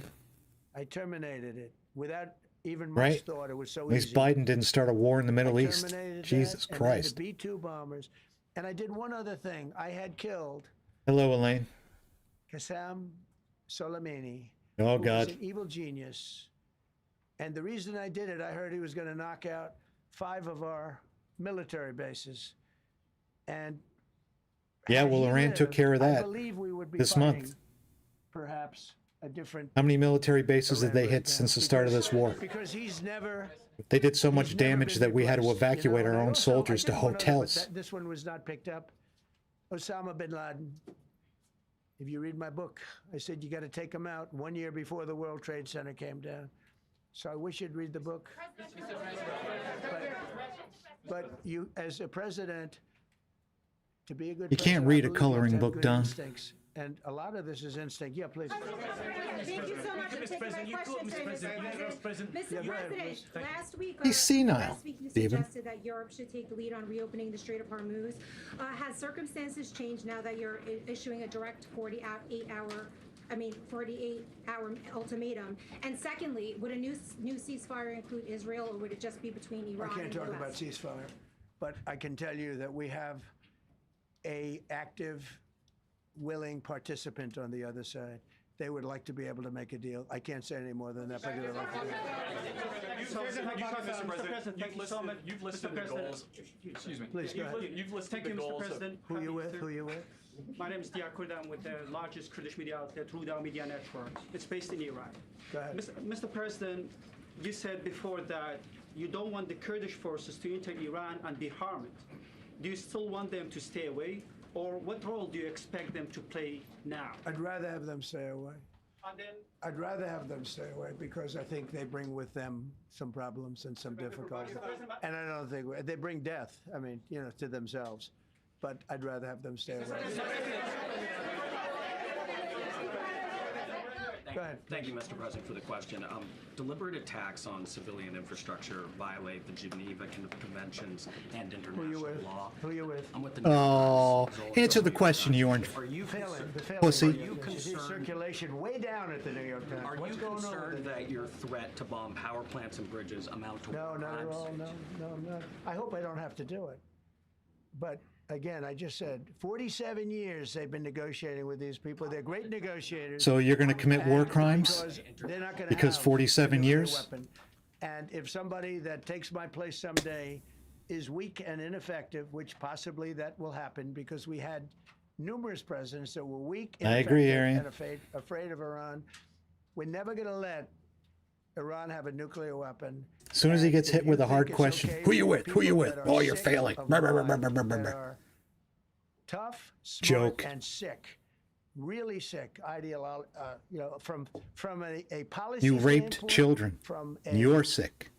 any which way you want to say, mentally, these are disturbed people. If you think I'm Look going in to the allow mirror. them, and powerful and rich, He's have wearing a more makeup than a Scranton nuclear hooker. weapon, you can tell Who's your friends at deranged? the New York Look at this Times, Oompa Loompa. not gonna happen. Look at it. That means violating Quiet, international law. quiet. You no longer have credibility at the New York Times. Oh, Because my the New York God. Times said, "Oh, Trump won't win the election." What a little and I won bitch. in a landslide. I won every swing state. New York Times said, "Oh, Trump won't win the election." New York Times has no credibility. The credibility they have is it used to be all the news that's fit to print. The old gray lady, it was great, but they're running on past fumes, and you can't keep doing that. You have to be able to give the correct news, and people like you, who I know, are fake. You're fake. Go ahead, please. Your messaging on the war has moved from the war is coming to an end to war going to be bombing Iran to the Stone Age. Yeah, And we've I saw heard that. a range Someone of takes those his kind of place. messages. So which is it? Are you winding this down Can't tell you. or are you escalating I can't tell it? you. I don't know. I can't tell you. Depends what He they can't do. tell you 'cause he This is a doesn't know, critical period. obviously. They have a period of, till tomorrow at 8 o'clock. Yeah, I yeah. gave them Till an you taco. extension. They asked for an extension of 7 days, right? I said, Steve, give them 10 days. Did they? 10 days Is that what they asked for? Up actually today, so I gave them 11, I guess indirectly. I thought it was inappropriate the day after Easter. I want to be a nice person. They have till tomorrow. Now we'll see what happens.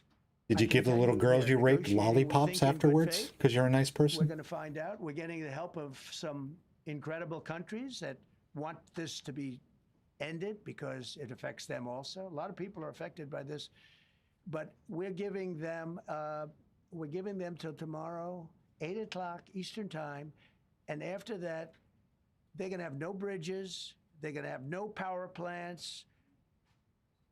Stone Keep Age listing is- your war crimes, Don.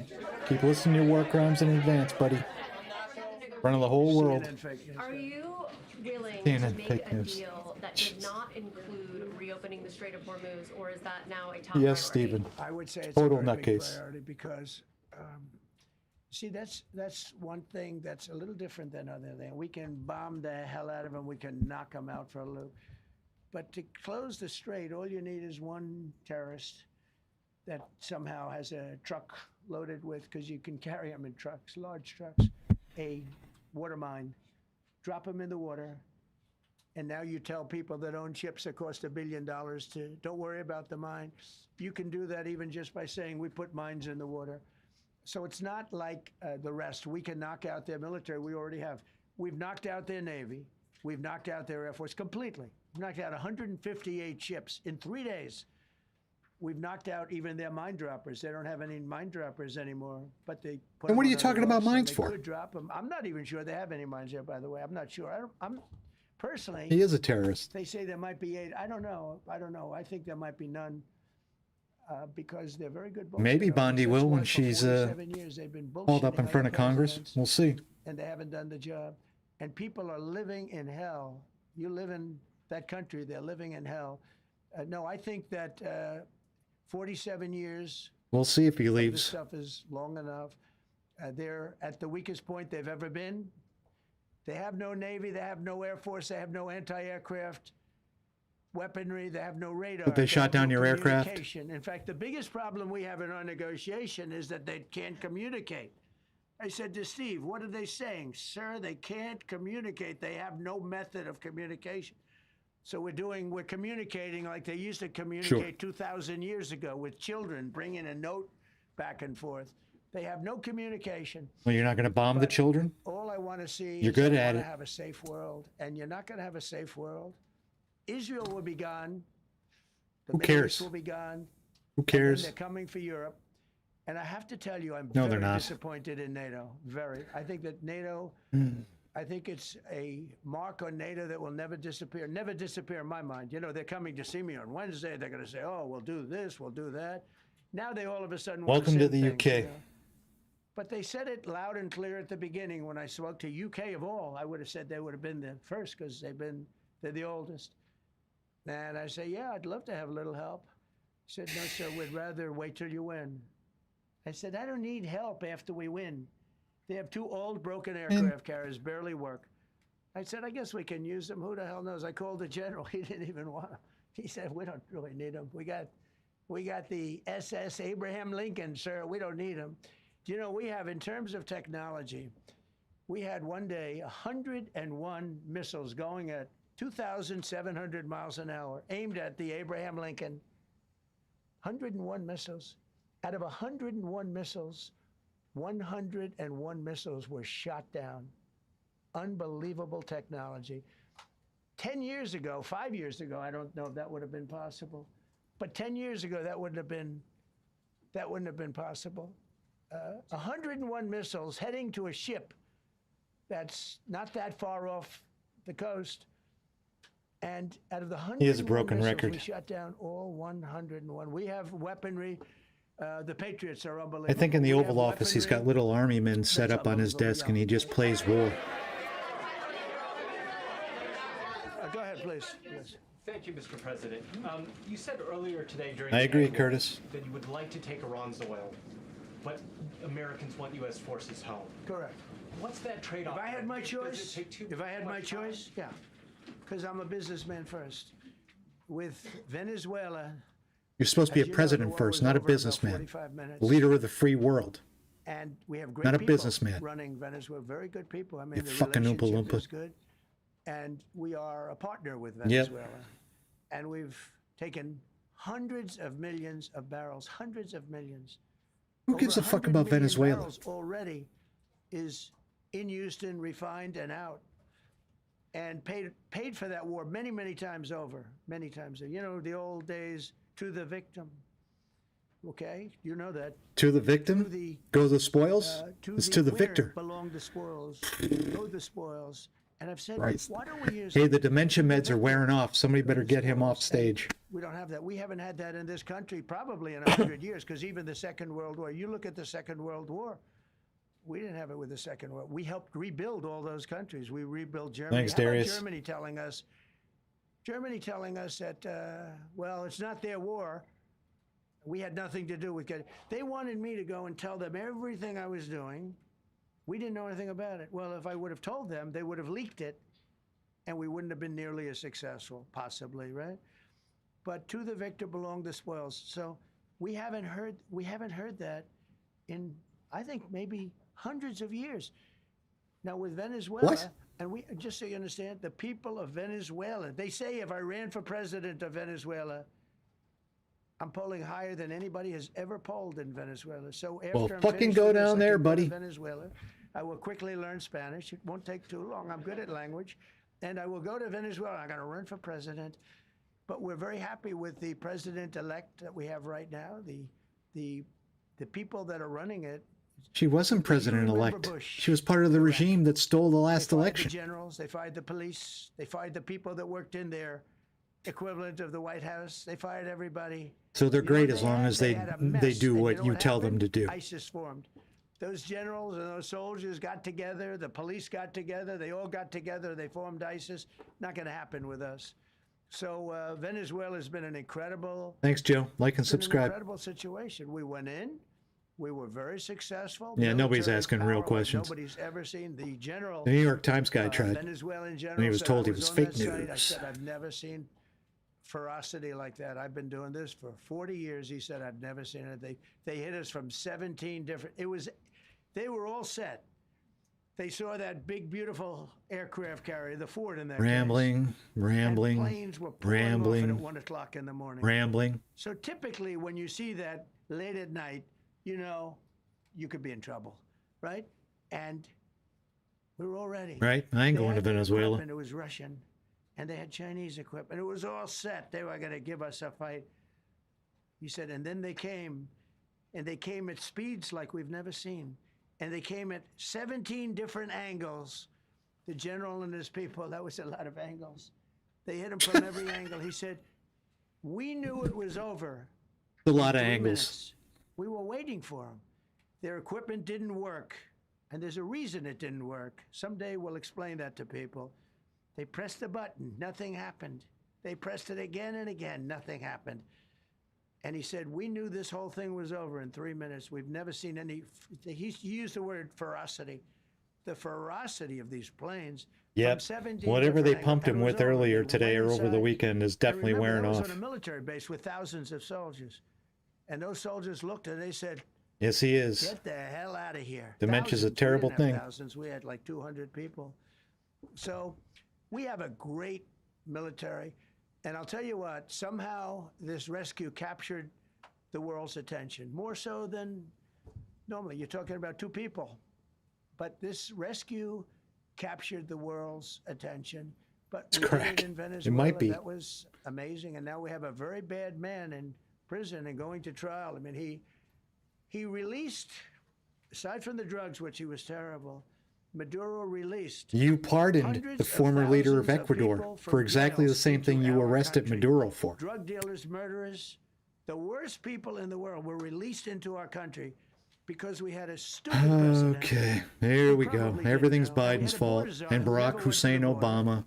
And never once called our great border Everything's patrol everyone agents, else's like, not fault. once. Blah, blah, She never blah. called the border patrol. The orange She god never can do said, no "How we doing?" I wrong. used to call the border Blah, patrol blah, guys every blah. day. You can ask them, Paul, ask any one of them. Brandon, ask them all the time. How are we doing? How are we doing? And we now, I'm proud to say, have a totally sealed border. 9 months, nobody is coming through our border. And nobody even tries because they know they're not going to get through. So we Great. don't have caravans anymore. What are gas prices? So Who maybe asked 1 or about 2 fucking more will be caravans? done. Mr. President, are you allowed to, or are you willing to end this conflict with Iran charging tolls for passage through the strait? Us charging tolls? Iran. What about us charging tolls? Is that something you're considering? What are you I'd rather talking? do that than let them have them, right? Why shouldn't we? We're the winner. We won. Are you the winner? Okay. They are Here we go. militarily We've won. defeated. The Yay! only thing they have is the psychology of, oh, we're going to drop a couple of mines in the water, all right? Would I vote for Bernie Sanders? we have a concept where we'll No, not charge at this point. He's too old. I thought you meant us. your question would have been more accurate if you said us. Go ahead. Thank you very much. So just to clarify, in order for Iran to successfully meet your deadline tomorrow, do they have to make a deal, open the strait, or both? We have to have a deal that's acceptable to me. And part of that deal is going to be we want free traffic of oil and everything else. They're not going to make a deal. There's no reason for them to make a deal. Listening to President Donald Trump on a talkative Easter Monday into the second hour of that press conference in the White House briefing room. If you were tuning in wondering for news on what's going to happen in the war in Iran, the president said point blank, he can't tell you. It depends. It's up to the Iranians. Can't tell us because he's stupid. You heard our Wei Zhejiang there, who we'll get to in a moment, talk about what the conditions might be. We also got great new detail on the dramatic rescue over the weekend of the second of two airmen who ejected from that F-15. It was a 50-hour wait from the moment he went out of the airplane to the moment he was back in safe hands, according to the chairman of the Joint Chiefs of Staff, General Dan Kane. His call, I voted for Romney. CBS can report. I'm a former when he got to 30-year Kuwait Republican. And was in safe hands was to his wife and to his kids. Also, Until a while bunch that of press uneducated conference was going on, you can hillbillies see on your screen, made that Oompa Loompa the face of the party. Astronauts, the four in the Now I'm a Iranian registered capsule, independent. reached a point further from Earth than any human beings have flown before. We're going to have more I'm switching on that this in a up. moment as well. But I want to bring in our senior national security correspondent, Charlie D'Agata, who's been listening to all this with me. Charlie, we got a lot of information there. What stood out to you? Yeah, Tony, there was a lot there, so I'm just going to hit you at the bullet points. You said 50-hour operation from the time of ejection to rescue and in safe hands. There was a first wave. Remember when they rescued the pilot? There were 21 aircraft deployed then. The pilot was rescued within hours. That was the front seater. This is a two-seater aircraft, as you know. Those aircraft in that initial wave did take fire, small arms fire. There was an A-10 Warthog. He had to ditch the aircraft, but it was over friendly skies, over Kuwait, in the Gulf. Now, the second wave, and this is really important. Well, first of all, I want to get back to what President Trump said, because we were talking about air defenses. He said that that F-15 fighter jet that you're seeing there was actually down by a handheld shoulder-launched missile. And that would be new to us, because, of course, this is a concern as to whether or not Iran still has the capacity to shoot down aircraft over its That's airspace. right. Now, We never should have been over there. According to Chairman of the Joint Chiefs of Staff, Dan Kane, Romney would seem like a normal human being in today's America. planes Right, Wilbur? to rescue the weapons system officer. Now, the call sign is Dude 44B. 44A was the pilot. His was 44B. That included 64 fighter jets, 4 bombers, 48 refuelers, $1 billion a day, 13 yep, rescue minimum. planes, 26 For what? intelligence and jamming aircraft. So You're not stopping their looking nukes. at what happened. You're not They getting the lost, uranium. two You're not freeing C-130 the aircraft that they had to bomb the because Iranian they couldn't people. get out because they were stuck in Trump sand. admitted it But today. just gives It's all you an about the oil. idea of the scale of that operation. Yeah, the scale, Charlie, the bravery involved and the competence involved overall to have no fatalities in a very complex mission. That was CBS News national security analyst Aaron McClain joins us now. He's a Marine veteran, a former foreign policy advisor on Capitol Hill. Aaron, it was interesting hearing from General Dan Kane, an Air Force general, talk about someone that you've been talking about for a long time, that group, the pararescuers, Air Force Special Operations out of Hurlburt Field. These things we do that others may live, a quote I've heard from you as well. But I want to talk about the tail end of that press conference, the priority of reopening the Strait of Hormuz. What stood out to you? Hey, good afternoon, Tony. Not gonna happen. General Kane spoke with obvious emotion about those Air Force PJs and the pilots, the Sandy pilots flying those A-10s. It was remarkable to listen to. On the Strait of Hormuz, I heard the president assign more significance to the role of the Strait in any potential deal than he has in the past. As you know, he's been kind of back and forth on the question of the Strait. Is it Europe's problem? Will it open itself naturally? Now he seems to suggest that it has to be a central part of any deal. He spoke of the complexity of clearing the Strait, of the relative ease with which Iran can keep it closed. He also said, well, he can't talk about the negotiations or the particular details of any ceasefire conversations that are going on right now. He did assert, I have a plan. He also said that Iran can essentially be taken out in one night, and maybe that night will be tomorrow if there's a diplomatic resolution to this. No, they're not. He's going to taco. Central role. All right, Aaron, thank you very much. Appreciate it. Let's go to Chief White House Correspondent Nancy Cordes. Nancy, the president seemed to be doing two things there. On the one hand, talking tough to Iran, as he has for days. On the other hand, messaging that things could resolve themselves way sooner. Right. He said that the two Yeah. sides are All Trump has to do is pack up his toys and leave. Negotiations. We know that proposals and counter proposals have been sent back and forth. Earlier today, he told us that the latest proposal from the Iranians doesn't go far enough, but that it is, in his words, substantial. However, he is still floating that deadline that is now less than 36 hours away. He said that if the Iranians don't cut a deal and reopen the Strait of Hormuz, that after 8 p.m. tomorrow night Eastern Standard Time, they're going to have no bridges, no power plants, back to the Stone Ages. In that press conference, War Tony, crime, the war president crime, was war asked crime, about war that crime. threat. But you want the Iranian people to rise civilian up and fight with us just hurt the very after we people, bombed the them back into Iranian the people Stone that he Age. claims to want Makes to help. sense.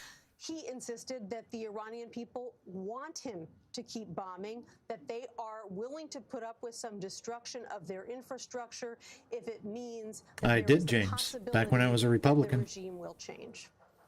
All right, Nancy, thank you very much. As I mentioned, we want to turn to that other major story that we've been following in these very same hours, a new milestone in space exploration. I'm old school, man. I voted for W twice. I voted for McCain. I voted for Bob Dole. Any human has gone before, shattering a record set back in 1970 by the Apollo 13 astronauts.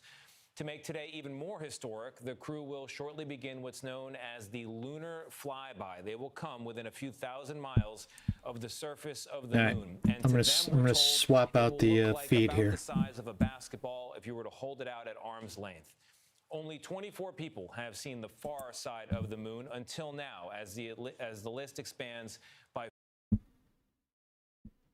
natural gas from the offshore South Pars gas field. Tehran says operations have been brought to a halt and officials are currently assessing the damage. We're going to go live now to Washington, D.C. for our regular segment from the U.S. Capitol, bringing you deeper insight into the debates shaping America and the world. Over to Anna with This Is America.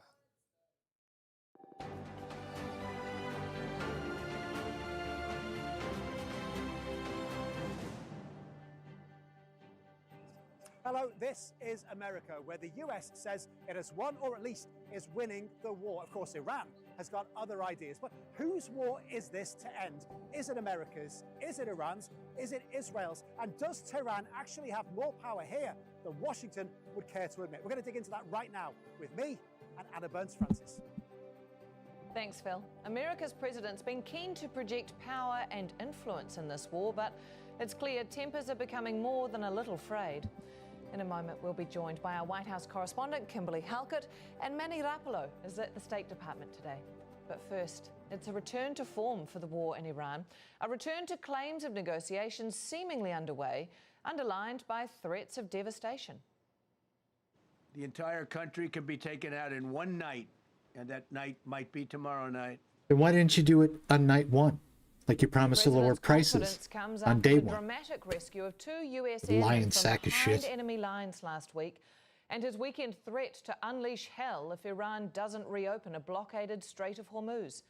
Expletives aside, the threat to bomb civilian infrastructure only raised the ire of Iran, which now says the situation in one of the world's most vital waterways will never return to its original form. The resolute messaging from the regime is nothing new. Presidents from Clinton to Bush to Trump version 1 all found a foe in Iran, but they never made it a direct target. And although the two nations have now been locked in a standoff lasting longer than the Cold War, this short conflict has been far more costly.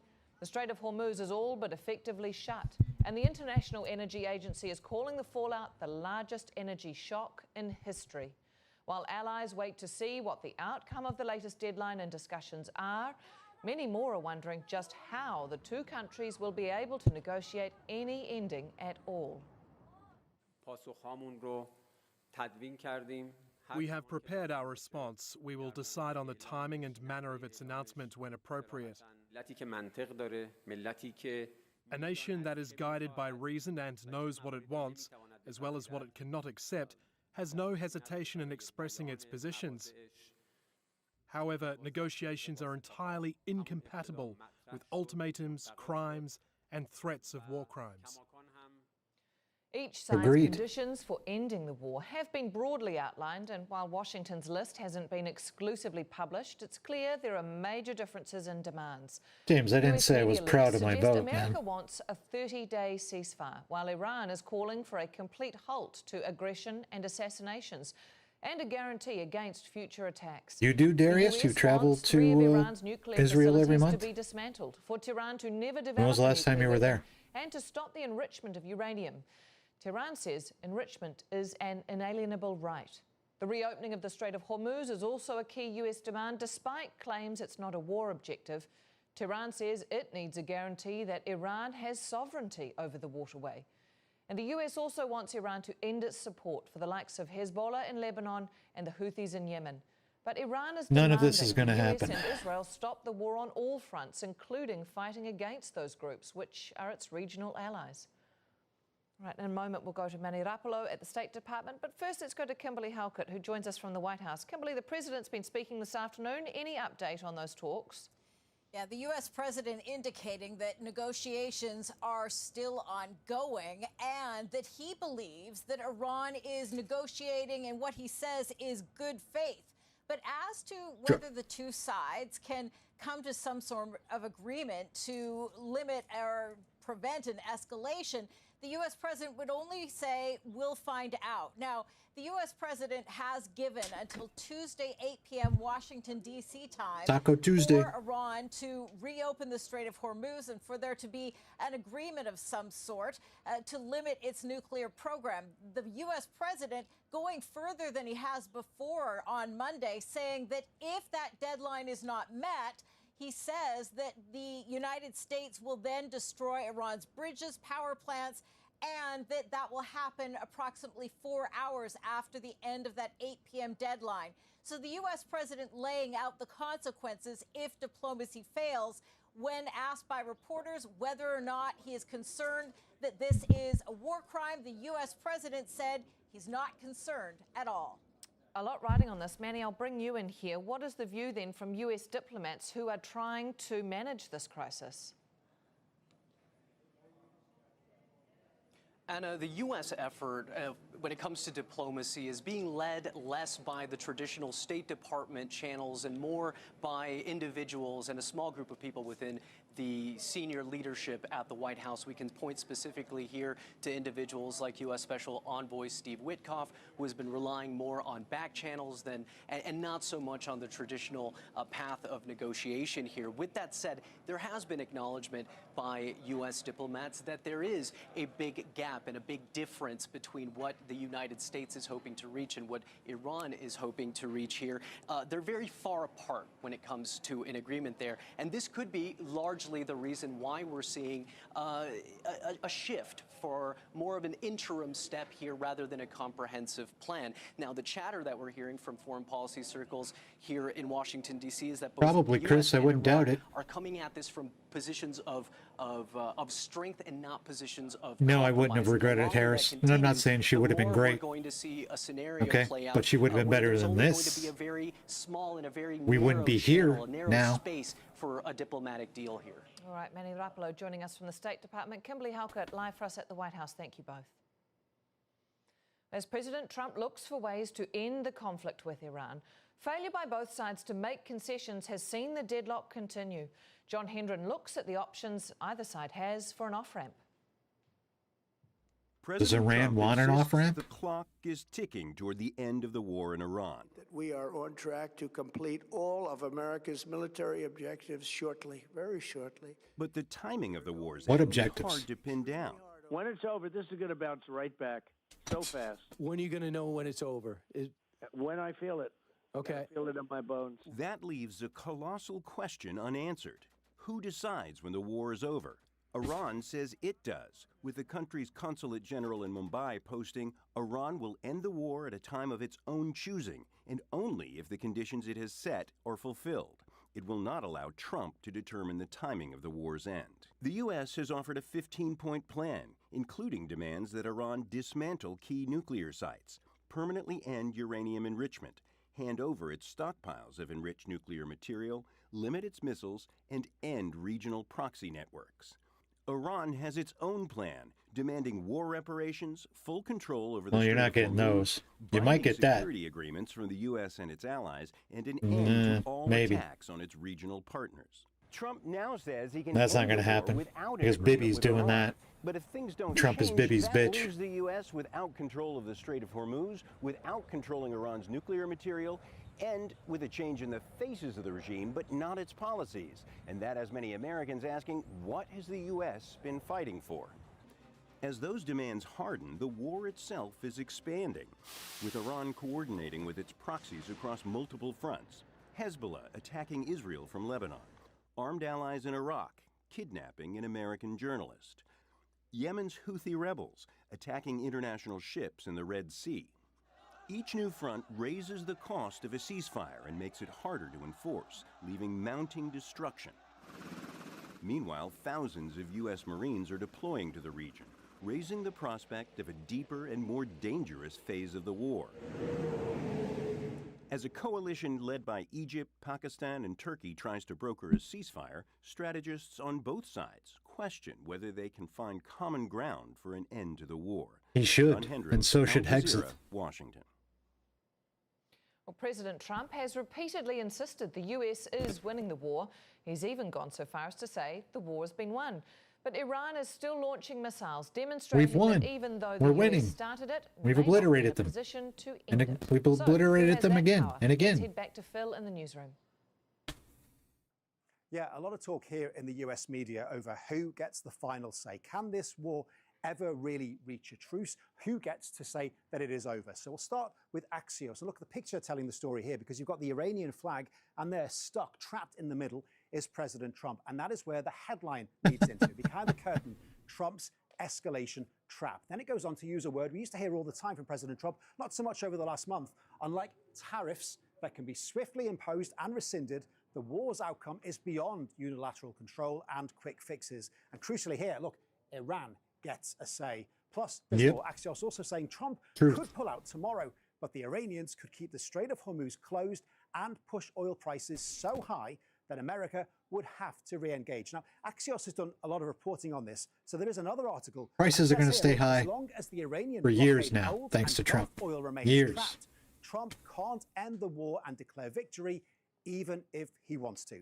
You got it right, Next is the New Xanadu. York Times, not the news Pump and section, dump. the podcast section. This is You the think he's headline not line. feeding He's interviewing info to this his Iran buddies? expert based here in Washington, D.C. And she was saying Iran feels it has got the upper hand here, but it probably won't end the war because it knows what could come next. The Iranians want to ensure that they don't face yet another round of attacks. And so one of the concerns that they have about a potentially preemptive end to this war is that it will just be the prelude to another set of strikes. This is what they experienced in June of 2025, and they were waiting for the next round. Right, next up, we're going to go to the conservative news outlet Fox News. And this presenter was interviewing these two commentators. This lady in particular had this to say. She said that Gas is $4.25 a gallon here right now. Negotiate an end. If Trump escalates things tomorrow night, puts boots on the ground or whatever, where do you think gas and oil prices are going to go if Trump escalates this? Up. We're going to be paying $5-6 a gallon, $7 a gallon. About this is Iran is still holding the Strait of Hormuz hostage. Up next, it is the Wall Street Journal, and it quotes one This is former insane. US top diplomat All who for was nothing. involved in the original nuclear deal as saying this. Quite simple. This is the hill All to that protect a they, as in pedophile Iran, and a die. cadre And of then pedophiles. The Washington Post opinion section says Trump doesn't need an Iran deal. It goes on to add this. It says, instead of waiting for Tehran to agree, Trump can declare victory and impose his will in 5 steps. And then it leans into this. Remember, this is the address that President Trump gave to the nation last week, and he used James, this you don't know that. term. We're going to bring them back to the Stone Ages where they belong. We're going to bring them back to the Stone Ages. It's wonderful rhetoric from a sitting president of the United States, isn't it? Isn't it? Defend it, James. Operation Epic Fury. In fact, he is much better off without one. Whether the American public agrees, that is another matter, with gas prices through the roof, with the potential of troop deployment. Ultimately, this is a war that maybe neither side will actually ever be able to win, but both sides will want to be able to say they were the ones who ended it. So, can the US or Iran trust a deal, and would it be adhered to? Recent history suggests maybe not. Iran agreed to restrict its uranium enrichment in exchange for sanctions relief in 2015 under the Iran nuclear deal. In 2018, Donald Trump withdrew the US from the deal, and last year, widespread sanctions were reimposed on Iran.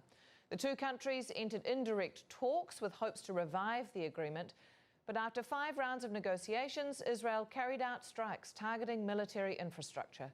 3 days after that, the US attacked 3 Iranian nuclear facilities. Iran retaliated by attacking a base hosting the US military in Qatar. Indirect talks resumed again earlier this year, with Oman as mediator. And on February 27, Oman's foreign minister said a deal was within reach. But the next day, the US and Israel launched its assault on Iran. What's ensued since has been all Maybe he out loves war. Promises it will all be over soon. For their perspective, we're joined now by Dennis Ross, former US envoy to the Middle East, and former senior US diplomat Alan Eyre, also a negotiator, we should note, from the 2015 Iran nuclear deal. Thank you both for coming in. Dennis, I'll start with you. Will there be a ceasefire before the end of the current deadline? I have to give you an honest answer. I don't know. Anybody who says they know at this point is able to divine President Trump's intentions in a way that I think is hard to predict. Trump can't even divine his own intentions. Ceasefire, yes, I do. I also see a kind of interesting parallel right now between when the Israelis and Hamas were dealing through mediators. The Israeli position was ceasefire. The Hamas position was a permanent ceasefire. We have a parallel today. We have mediators who are proposing a 45-day ceasefire. The Iranians I agree are with saying Bonky. It has to be a permanent ceasefire. It's like nails on a chalkboard. And here's this gap again, ceasefire versus something that's permanent. Each side wants something out of this. Each side wants to be able to claim victory. Pretty hard for both to claim victory. As a mediator, I can say usually what you're trying to do is you're trying to allow each side to have an explanation. Whether you call it victory or not, they have to have an explanation. This is probably not going to end unless both sides have an explanation. It's not hard to conceive of what it might be. President Trump says, all I ever really cared about was making sure they don't have a nuclear weapon, and we've set them back so they can't be a threat to their neighbors, and they're not going to be able to pursue a nuclear weapons program. And he says, and there's going to be a regime for the Straits of Hormuz. And the Iranians say, we have commitments that the U.S. is never going to do this again. Sanctions are going to be lifted, and we're part of any arrangement as it relates to the Strait of Hormuz. So it's not hard to envision what the explanations on each side could be. Not hard, but yet the 15-point plan, Alan, has been sitting on the desks, or proposed 15-point plan from the US rather, has been sitting on the desks for 2 weeks now nearly, and yet we don't see any outward progress from either party towards actually reaching a ceasefire or reaching a deal. Why do you think he's not talking about that 15-point plan anymore? Both sides have put forward maximalist positions. Today he boiled it down to, I should go in and take the oil. I'll be rich. And unfortunately, the regime in place now in Iran is more hardline and more militarized than the one. Well, Trump says they're more stable and better to negotiate with. There's been no progress, partially because the distances are so far apart, partially because there's an intense war going on, and a lot of the people who would be devoting time to negotiations are devoting their time to avoid being killed on the Iranian side. Now turn your volume up, Granny. Because the two sides' goals, as the ambassador said, are so far apart, it's hard to get the process started, especially through intermediaries. You know, if you have two sides in a room and you lock the door, that's the ultimate petri dish for negotiations over time. That's what we did in the JCPOA without the door locking. That's the ultimate petri dish. You know, passaging messages through one of 7 countries, it's really hard. Yeah. Dennis also referred to then some of the detail around that plan, and one of them being a demand for a ceasefire versus a demand to a permanent end.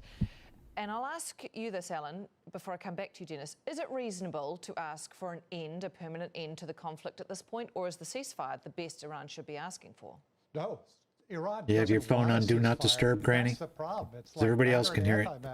The U.S. wants a ceasefire because President Sounds like a Trump problem. Realizes that the economic consequences of Iranian control of the Strait are just now starting to multiply exponentially.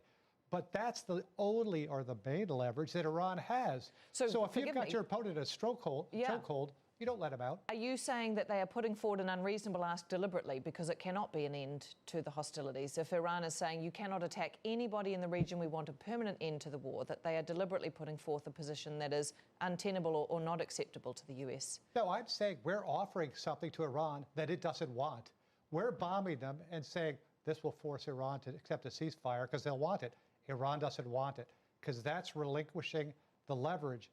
And as the ambassador said, they want to not return to the status quo because then 6 months or a year from now, Israel and the U.S. could mow the lawn again. They Got it, want Granny. they want Did you two fix things. it? They want some type of security structure that prevents this from happening again, and they want a source of income to help rebuild what they've lost. Well, earlier today, Donald Trump suggested a more reasonable Iran was showing signs of progress. They've made a proposal, and it's a significant proposal. It's a significant step. It's not good enough, but it's a very significant step. Could end very quickly, the war, if they do what they have to do. They have to do certain things. They know that. They've been negotiating, I think, in good faith. We've had total regime change. You know, the people there now are much more reasonable than the lunatics that you had in phase 1 and phase 2. They were lunatics. More reasonable people, Ambassador Ross. Do you see that, therefore, leading to Iran making any concessions here, if that is the impression the president has? I'm not sure that they're more reasonable. And no kidding. They're making progress. And by the way, that can be a justification for him not to act on the latest ultimatum that he's established, because now we have a justification. Look, he's also saying that there's been regime change. There hasn't been regime change. But he's looking for a way to be able to say, okay, we've achieved. He's looking to try to claim some sort of victory here before he pulls out. We destroyed their navy, their air force. We have regime change. However, with the Iranians having the kind of leverage over the Strait of Hormuz that they have, this is not something that Trump's they in a ever box. exercised before. This is not something that they ever exercised before. Now they're exercising it. It's impossible for the president to claim victory if they're determining who gets to leave, who gets to enter, who gets to export, who can import, who pays a toll to them, who doesn't pay a toll to them.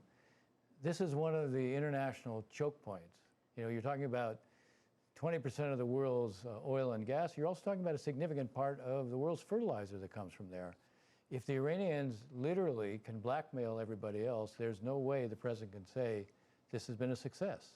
Can I come to that point? Iran has said the Strait will never return to its former state, especially for America and Israel. Alan, given the ambassador's comments just then, what does that make then of any negotiation if that's Iran's position, that it won't even go back to where it was before? Well, first of all, let me belabor the obvious. When governments communicate during wartime, they're not necessarily just trying to transmit information. They're trying to influence events. So when Iran says something, when Israel says something, when President Trump says something, he's doing it almost kinetically. So, but yeah, what you said is correct, which is Iran has been decimated. They don't want to go back to one day before the bombing started because they've lost all 3 pillars of their traditional strategic deterrence. They found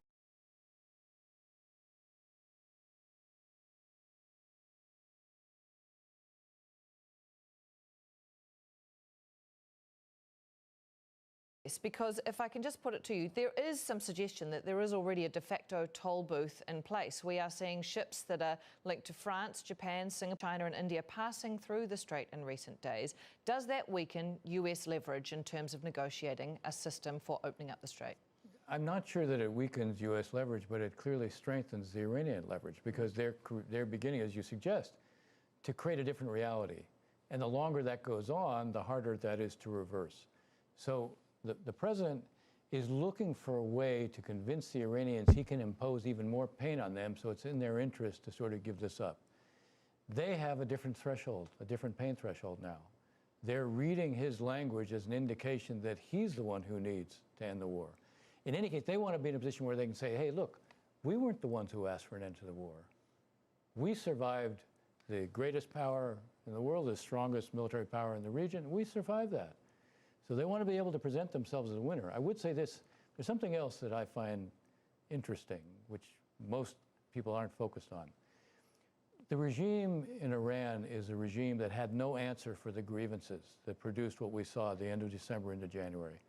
This is a regime that can't provide water. There's not things that are much more basic than being able to meet the water needs of people. Electricity, even though it produces oil and natural gas. A currency that has basically no value. Yeah. So none of those grievances, which was driving the Iranian public, do they have an answer for. They will be even less able to address some of those in the aftermath of this, even if they can get sanctions lifted and they have money coming in. The level of mismanagement, the character of corruption, I mean, the sheer nature of what they have to cope with in terms of what's been destroyed, it's going to be difficult for them to deal with any of that. For me, there's a paradox. The paradox is, when this war ends, the basic inner contradictions within that system are going to have to be addressed. Yeah. Now, will the regime be able to deal with them or collapse right away? The answer is no. But if you ask me, does this regime have real staying power over the next 12 to 18 months? Will it produce an Iranian Gorbachev, someone who emerges as a way of, look, the way we can save the Islamic Republic is by making some fundamental changes? I think there's a possibility. Is there a possibility in the 12 to 18 months that you can have a change again from the public? Maybe. But as long as the war goes on, ironically, even if they're weakened in a military sense, they're not necessarily weakened in terms of their control. Yeah. Alan, in the time that we have left, I want to talk to you about something that you will have some experience with. There is a third party in this relationship, and that is, of course, Israel. I don't know, Vernon. Welcome to the chat, buddy. And what their objectives are come into any negotiation scenario between the US and Iran. Is it possible that there is a deal that Israel would also be bound by?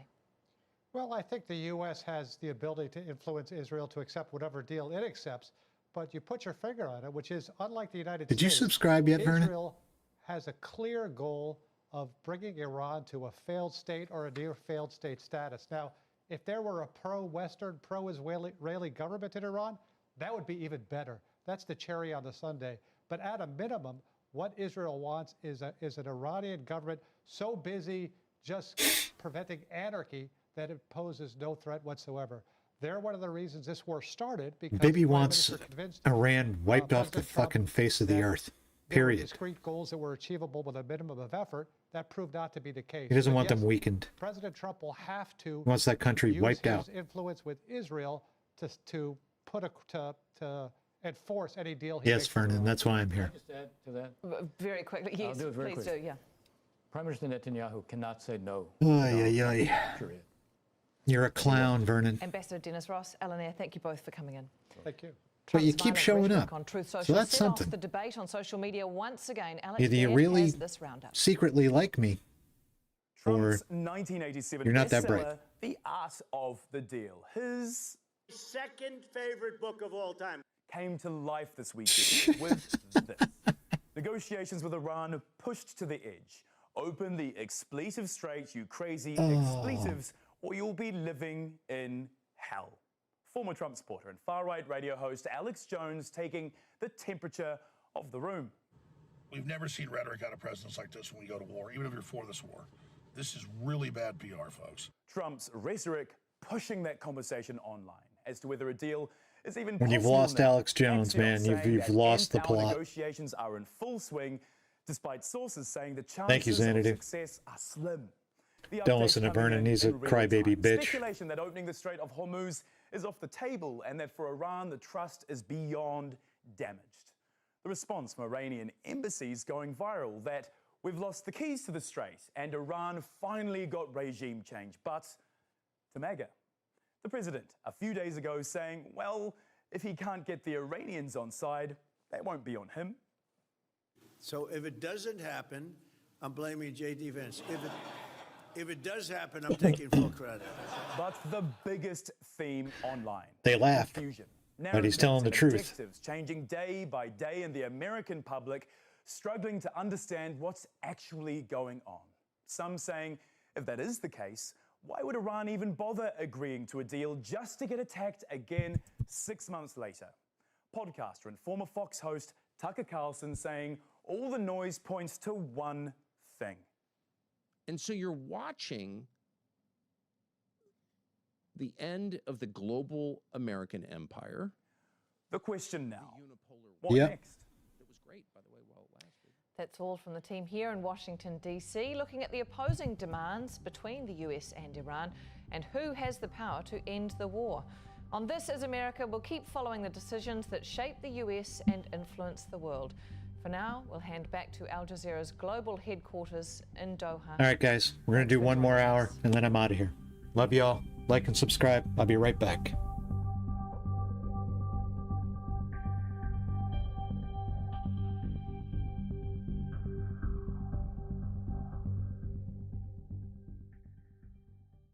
The messaging, the narrative, everything centering around the Strait of Hormuz. Maritime transport crucial to the global economy. As oil prices rise, the cost of harvesting crops is climbing quickly. Potential negotiation is conditioned upon the halting of the campaign of airstrikes. How and when the war could end, President Trump had no answers, only stating that Iran wants to make a deal. Stay with Al Jazeera for the latest developments.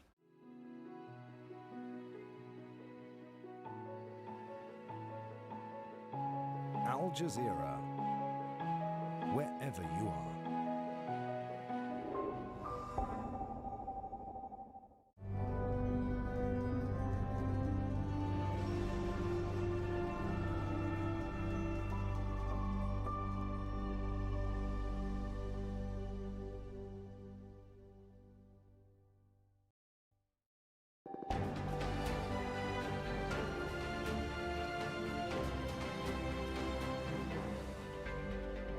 I'm Imran Khan, live from Doha. This is Al Jazeera's continuing coverage of the war between the US, Israel and Iran. Coming up. They've made a proposal, and it's a significant proposal. It's a significant step. It's not good enough, but it's a very significant step. Donald Trump says Iran's response to a ceasefire proposal is significant, but it's still not good enough. Iran counters Pakistan's ceasefire proposal, demanding a permanent end to the war with the US and Israel.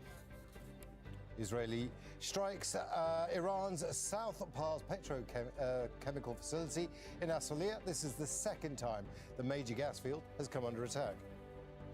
And Iranian drones and missiles target Israel, killing 4 people in the city of Haifa and causing I hear you, Chris. One can only hope. damage around Tel Aviv.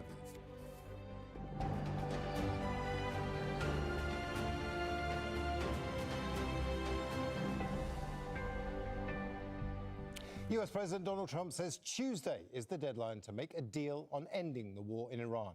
Trump has reiterated his threats to Tehran, warning the country will be left without any power or bridges if they fail to make a deal. He added that the war could end very quickly if they, quote, they do the things that they need to do.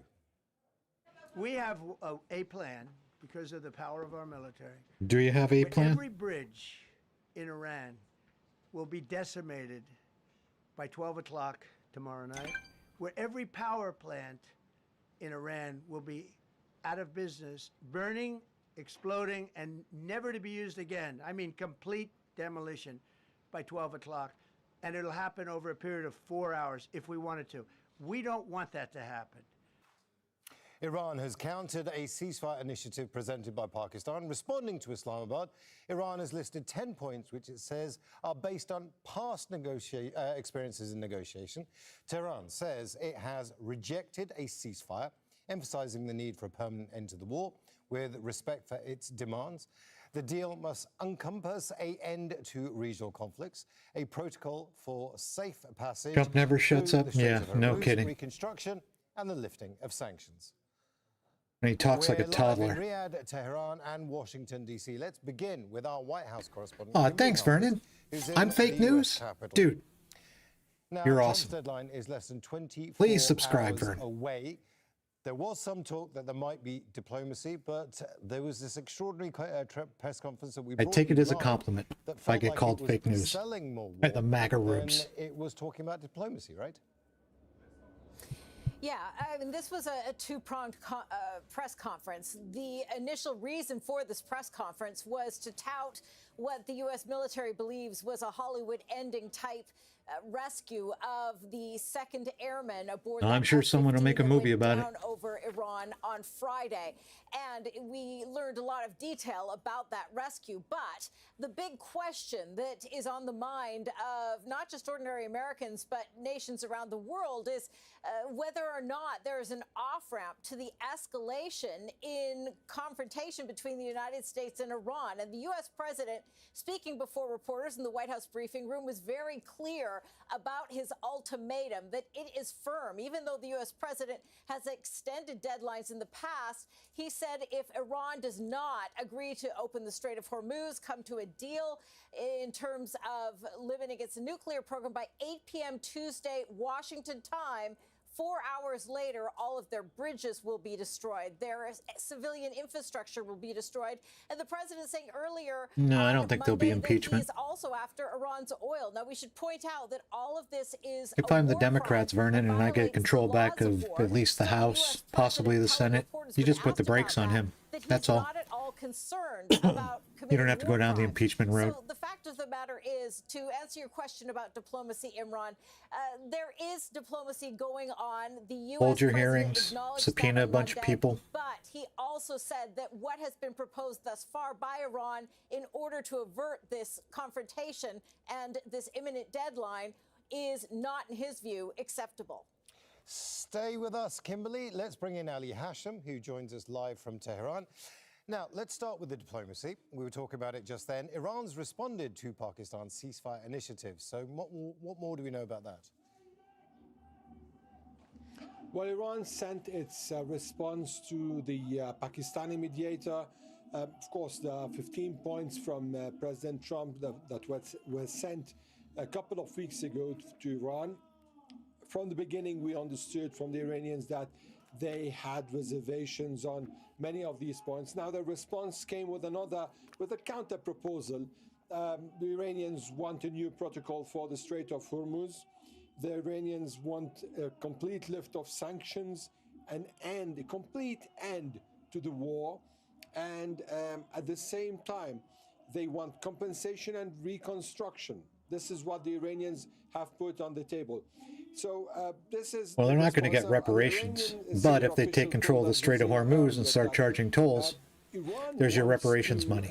You ain't getting both. On passing through the Strait of Hormuz, and to use such a fee in compensation, it seems they want to put one for one, so they can slash compensation from the deal and have this compensation through the new mechanism for passage through the Strait of Hormuz.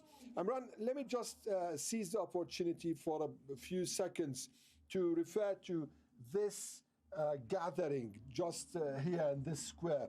This is one of several gatherings on daily basis that's taken place in different squares around Tehran. These people will get to the squares, will chant, and will show solidarity with their government, with their country. If you please, can we zoom to this gathering?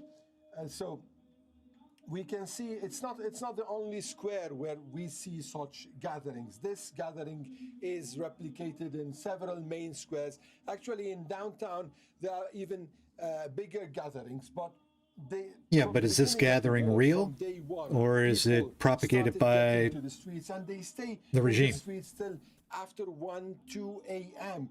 I mean, anything's possible. Explosions, despite the it's government propaganda, or maybe the Iranian people are sick and tired of the Americans killing their kids with bombs.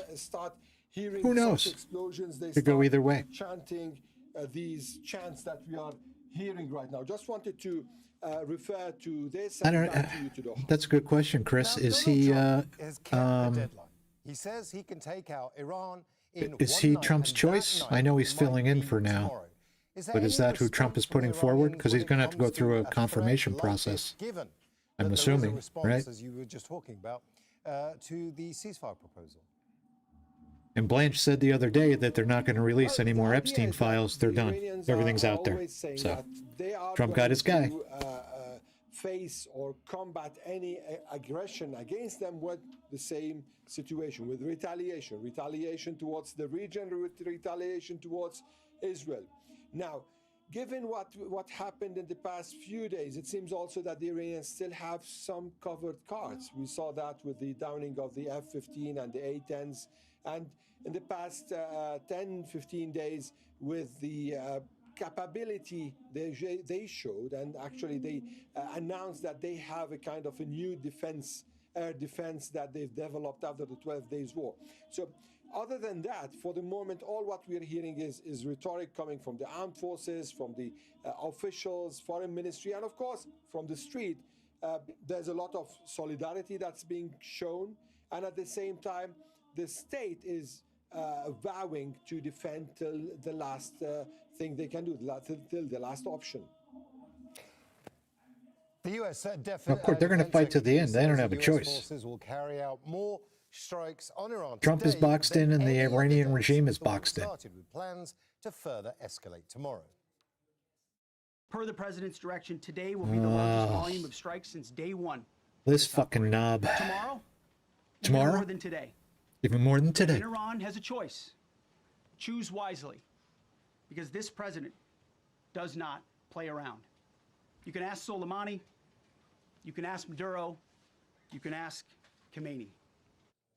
Now let's return to our White House. I'm old and white. I don't know who the island boys are, but thank you, Biggie. Different messages. You have Donald Trump saying, thanks, man. That we can take out the entire country. What is my we schedule might for this tomorrow, week? but Pete saying Shit. Hegseth there, actually selling it slightly further and saying we will. So do we think that, there is going to be a large scale operation? Am I 4 o'clock tomorrow? I posted my schedule on YouTube. Yeah, it's clear that the. So if you check my post, it'll have my schedule for the week. I try to work around my wife's schedule. So while she's at work, I'm doing this. Part of this is messaging and psychological operation, but part of this has to do with the rescue of the 2nd Airmen that took place over the weekend. And what I can tell you is that tomorrow 4 o'clock, Wednesday 1, Thursday 6, Friday 4. We've heard from the defense secretary before where he says this is going to be the most significant day in terms of strikes, and this is the largest number that will happen. He said that late last week. But then what happened was the F-15E was downed, and suddenly there were 2 U.S. service members missing. That meant all of those resources that had been planned for those strikes were redirected until the 2nd Airman was found on Sunday morning. And so as a result, what had been planned had to be postponed. And so Trump disclosed the entire rescue operation, including all sorts of classified information about how we go about rescuing these guys. Because he's a stable genius. Are finally going to take place. But it's a little confusing given the fact that the U.S. president has also acknowledged that there's diplomacy going on. What we can deduct from this is, yes, that until that 8 p.m. deadline Washington time for Iran to come up with a deal, the U.S. is continuing to pursue this dual track of maximum pressure in order to achieve a diplomatic off-ramp to the war between the U.S., Israel, and Iran. Kimberly Halkett, thank you very much. Live for us there from the White House. Now, Israel has targeted Iran's largest petrochemical facility linked to the South Pass gas field. The site's a critical energy hub. Trump said today that we may get involved with helping them rebuild their nation after we leveled everything. He wants to take our tax dollars and go in there and rebuild it after he used our tax dollars to destroy it. Make it make sense, MAGA. Gas field, the largest on Earth, and it's jointly held by Iran and Qatar. For Iran, South Pass is the backbone of its energy supply, meeting around 80% of the country's domestic natural gas demand. Stretching beneath the Gulf, the field is divided. Roughly 1/3 lies within Iran's territory as South Pass, whilst the larger share extends into Qatari waters known as the North Dome field. Rasul Sardar is in the Saudi capital, Riyadh. Now, the last time we had an attack on South Pass, it triggered a response from Iran on the region, particularly where I am in Ras Laffan in Qatar. Now, what are you hearing in Riyadh? So there are extreme concerns here that this could trigger the further expanded Iranian response. So last time, as you said, on March 18, when the South Pars gas field was attacked by Israel, so Iran's response was to attack Ras Laffan, which is not only the largest gas field in Qatar, but also hosting the largest LNG facilities in the world. And as a result, 17% of the facility have been damaged, and Qatari officials are saying that it will take up to 5 years to reach to the pre-war level capacity again. And it was not only Ras Laffan. The Iranians have attacked the Ras Tanura energy facilities in eastern Saudi Arabia, which is another major energy facility. And also they have targeted the city of Yanbu, the industrial base over there, which hosts the major export terminals and the energy facilities in the western part of the country. And also Abshan in United Arab Emirates. A couple of days ago, it has been hit twice. And still the fire Hey, Biggie, if you're still around, man, have you subscribed? Control. It is the largest in the United Arab Emirates, and in addition to that, 6 other major oil refineries, oil tanks, depots, they all have been attacked here. So now that the Americans are targeting more and more the energy infrastructures in Iran, so there are expectations here that Iran's response could be harsher and go beyond what it has already done, but could reach to an existential level. And that is quite concerned because so far the assessment in GCC was that yes, they are receiving and embracing that damage, but it's not an existential threat yet. But now that calculus could have changed. However, one thing must be made clear. Yeah, Hexit's a fucking clown, man. I was talking to a Saudi official here, and he said, This is what happens when you staff your entire administration with flunkies from Fox News. The retaliatory attacks are the response to the aggression. However, in this case, he said that the regional countries, GCC countries, they all have declared their neutrality. What Iran is doing is not a retaliatory attack, but rather a punishment to the third parties. So that's why they believe that this is unjustified and it has to stop immediately. Rasul Sardar, live for us in Riyadh. Thank you very much. Now, over the past 5 weeks, Iran has fired missiles and drones at Gulf nations. It says it's targeting US assets, but many of those attacks have hit civilian sites, energy facilities, and other vital infrastructure. Meanwhile, the US and Israel have stepped up attacks across Iran, striking hospitals. Yeah, that's what we expect from Iran, right? We expect them to commit war crimes. Sharif explains. We don't expect us to commit war Gulf crimes. nations are bearing the brunt of the US and Israel's war with Iran. And Trump is promising nothing but war crimes going forward. Now, oil and gas power Gulf economies, but more than 60 million people living There was a here point in time in rely our on history when we were desalination better than plants, this. which turns seawater I guess those into days are fresh gone water now. meant for drinking. Now, Iran has been accused of targeting some of these facilities across the region. Tehran has denied these allegations. Now, Kuwait has shut 2 of its power generation and desalination plants after attacks. Roughly 90% of its drinking water relies on these facilities. In the last month, Iran has also been accused of targeting... What's a war crime in today's world? Yeah, who knows anymore, right? Now, Gulf nations have intercepted It's a war most crime of these missile when they attacks, do it, but some of them have but it's not a war targeted crime critical when we do it. infrastructure in the region. So right That would be from Trump's oil rationale. refineries to ports to industrial hubs to gas facilities have all come under sustained Iranian missile and drone strikes. In Saudi Arabia, a drone strike caused a fire at the Ras Tanura oil refinery. Authorities responded by shutting it. And Qatar's Ras Laffan industrial city also sustained some damage in Iranian strikes.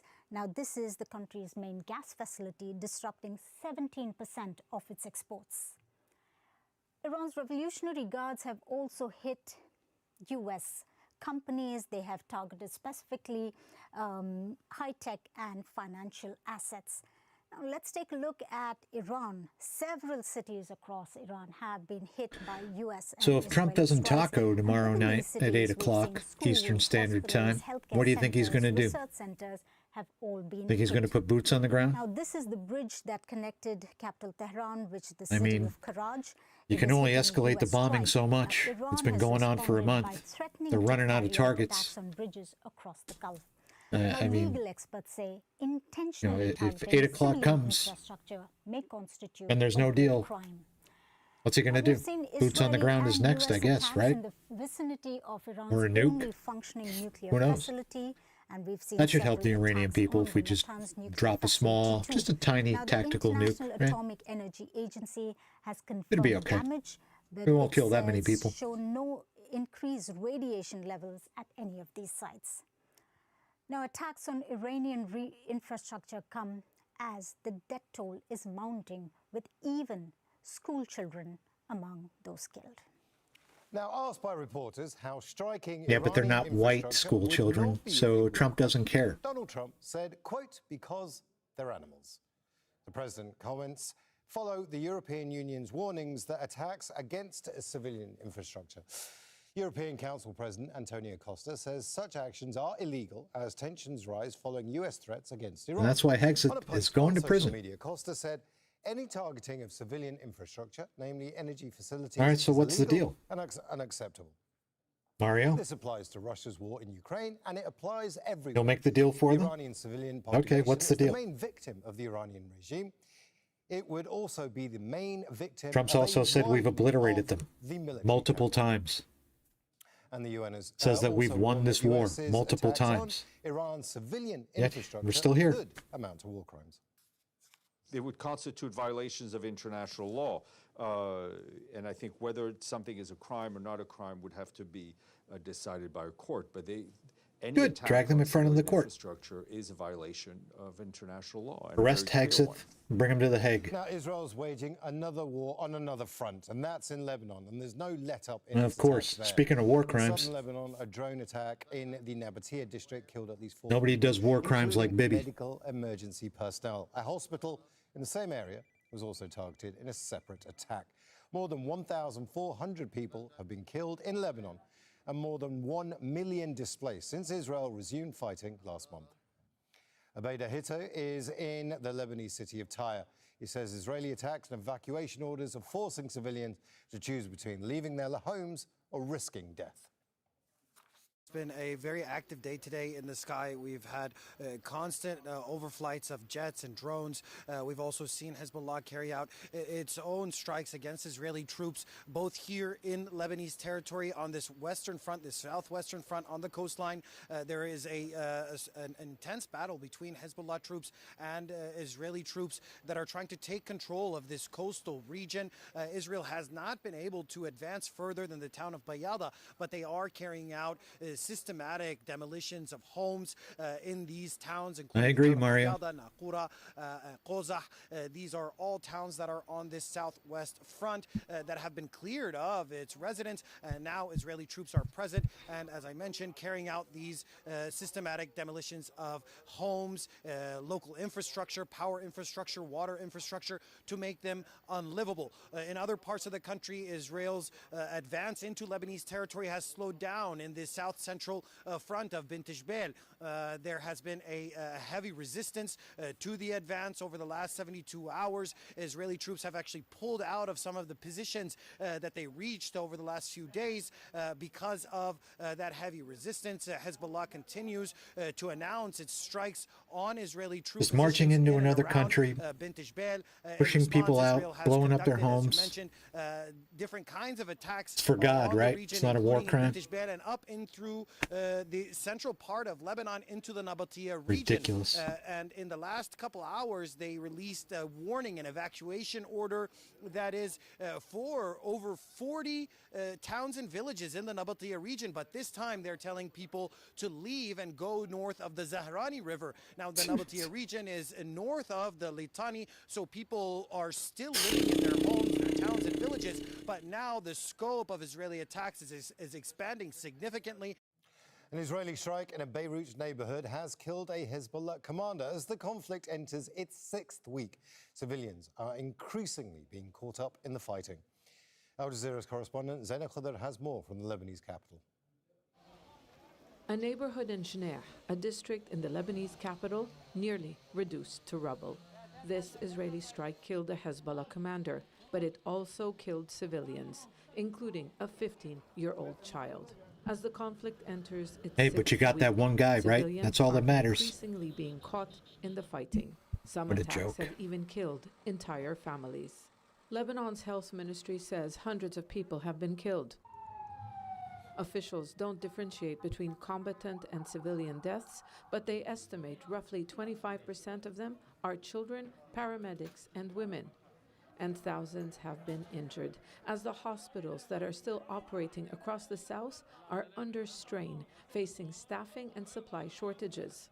The enemy committed a massacre against humanity. There is no office, no weapons, no rockets, nothing. It's a residential building. Homes, too, are being systematically destroyed. The Israeli army has been publishing videos of demolitions in villages along Lebanon's southern border with Israel.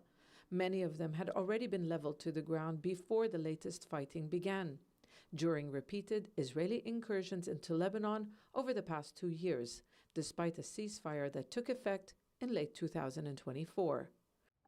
On the ground, Israeli troops try to advance under heavy air and artillery power. Their tactics are being described as a scorched earth policy to occupy Lebanese land. But Hezbollah has been slowing their advances through ambushes and anti-tank fire. Israel's army chief says the objective is Mario, to establish our a debt's forward just about defensive 40 line trillion to now, protect man. communities in northern Israel. He also says the invasion is meant to advance the military's goal of disarming Hezbollah.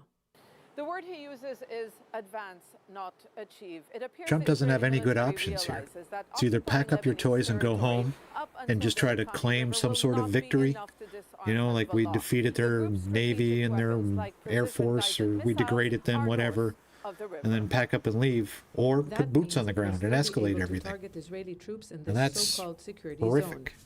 But it's a costly war for Hezbollah and its supporters in particular. But the whole of Lebanon is feeling the impact.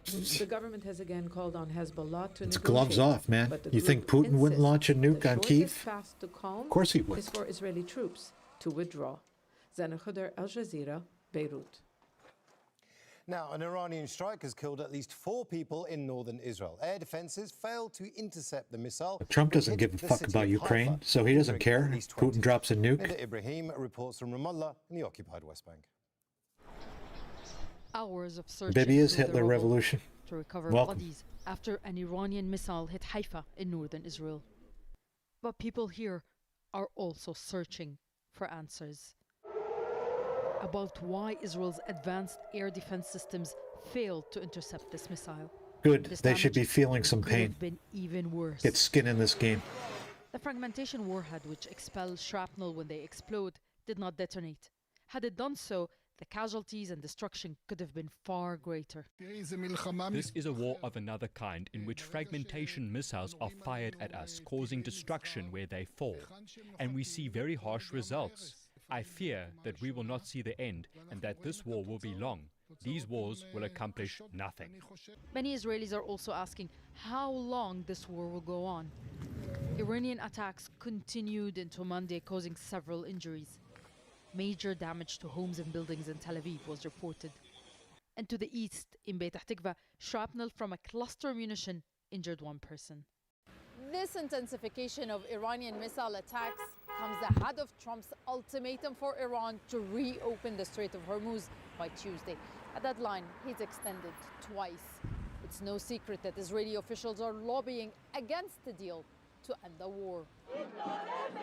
But among the people, a growing skepticism of the government's strategy, not only regarding Iran, but also in Lebanon.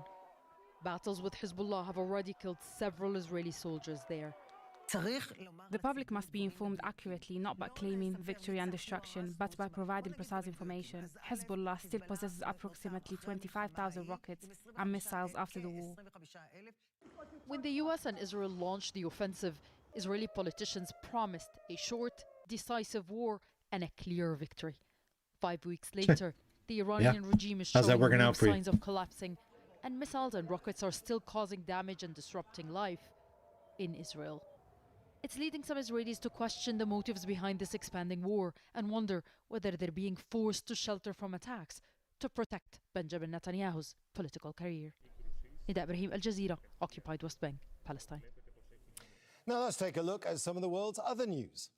A Russian attack on the Ukrainian city of Odessa has killed at least 2 people and injured several others. Authorities say drones hit a residential building and a kindergarten early on Monday. A 30-year-old woman and her 2-year-old daughter were killed. The city's governor says more than 16,000 homes were without power after strikes on energy infrastructure. And at least 41 miners are trapped underground after an attack on a coal mine in the Russian-controlled Luhansk.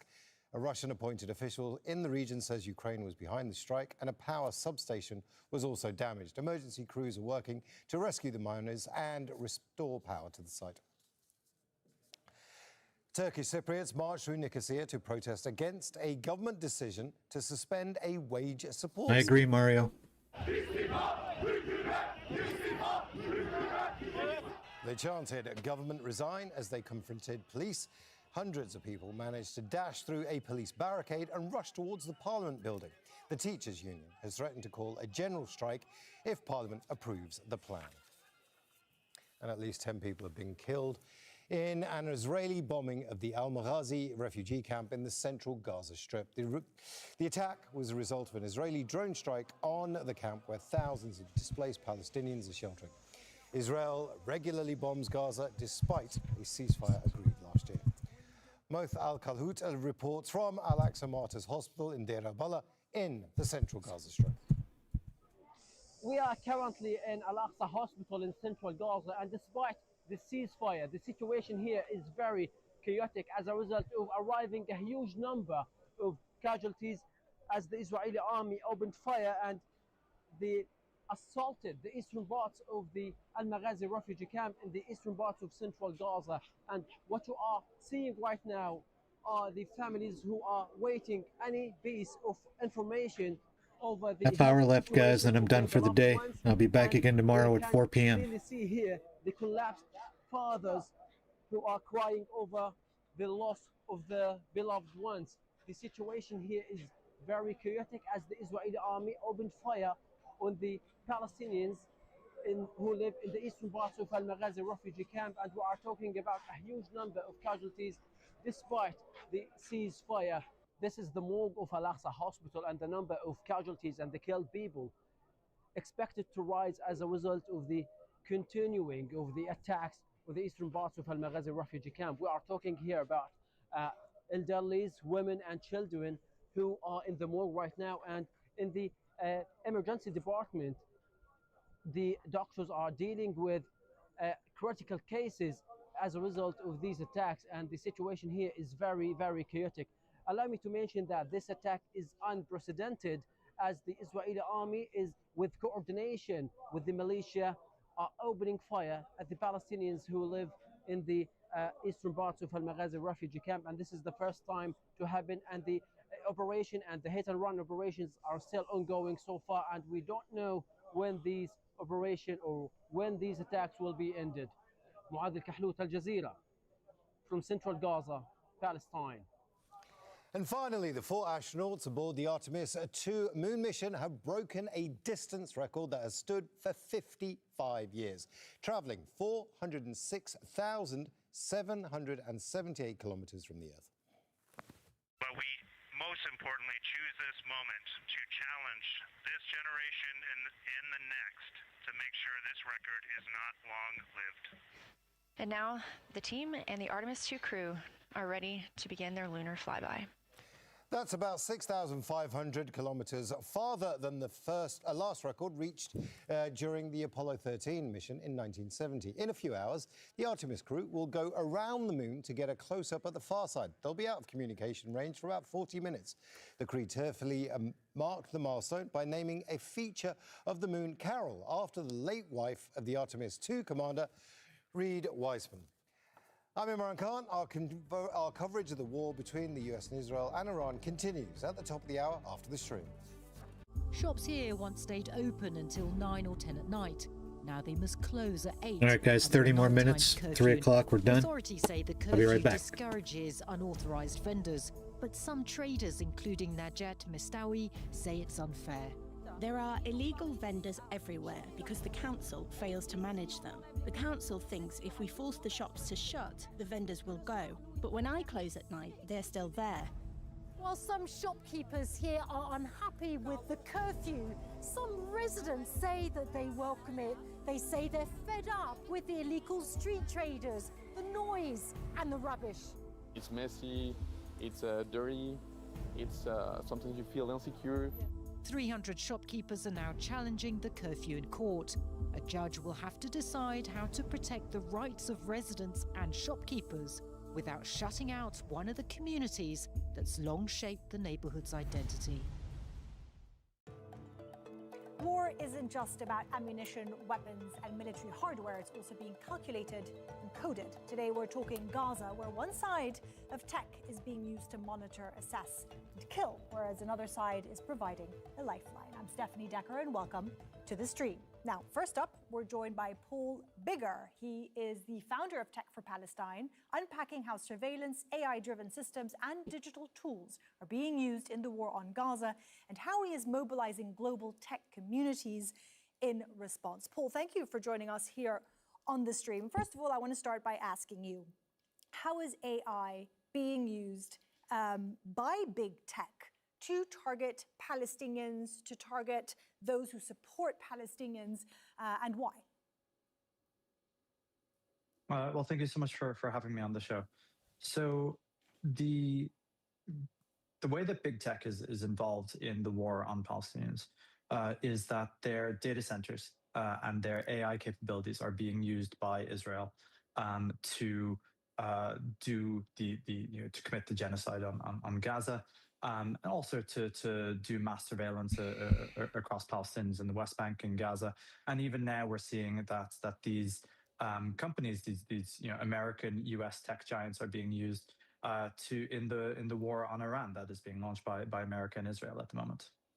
Let me just play a clip before we continue, because as AI systems are becoming more embedded in warfare, serious concerns are being raised about how these systems are developed and where their data comes from. Some argue that places like Gaza are being used, in effect, as testing grounds for new technologies. Watch this. I was sitting next to a Palantir scientist, engineer, whatever you might call them, during a dinner. This gentleman next to me, he listened to what the conversation was. He was talking to somebody else. And he said, oh, Gaza was fantastic for us. He meant Palantir. And I said, yeah, well, Palantir, man. Of children being maimed and killed was fantastic. He said, no, that was terrible. But, and he pointed at my phone, which was sitting on the table. And he said, your phone now is useless to me because it's not moving. If it's stationary, it doesn't produce data. But if you bombard a densely populated area, people with their phones run around a lot. They produce a lot of data. They pick up a phone, they call. And we train, that's what he said, we train our AI programs on this wealth of data that came out of Gaza. And I said, yeah, okay, can you explain to me what did you get out of that? He said, well, we just sold a program, an AI program, to the British National Health Service for £1 billion.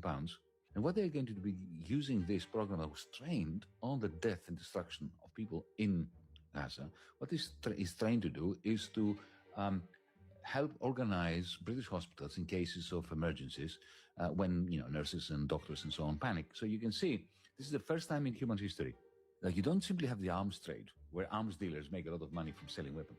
Here, the actual killing of the people, the people running around injured, their movements, their screams, their agony, their pain, is training AI, which then allows people like the gentleman who's sitting next to me through the Tony Blair Institute to sell to a national public health service software.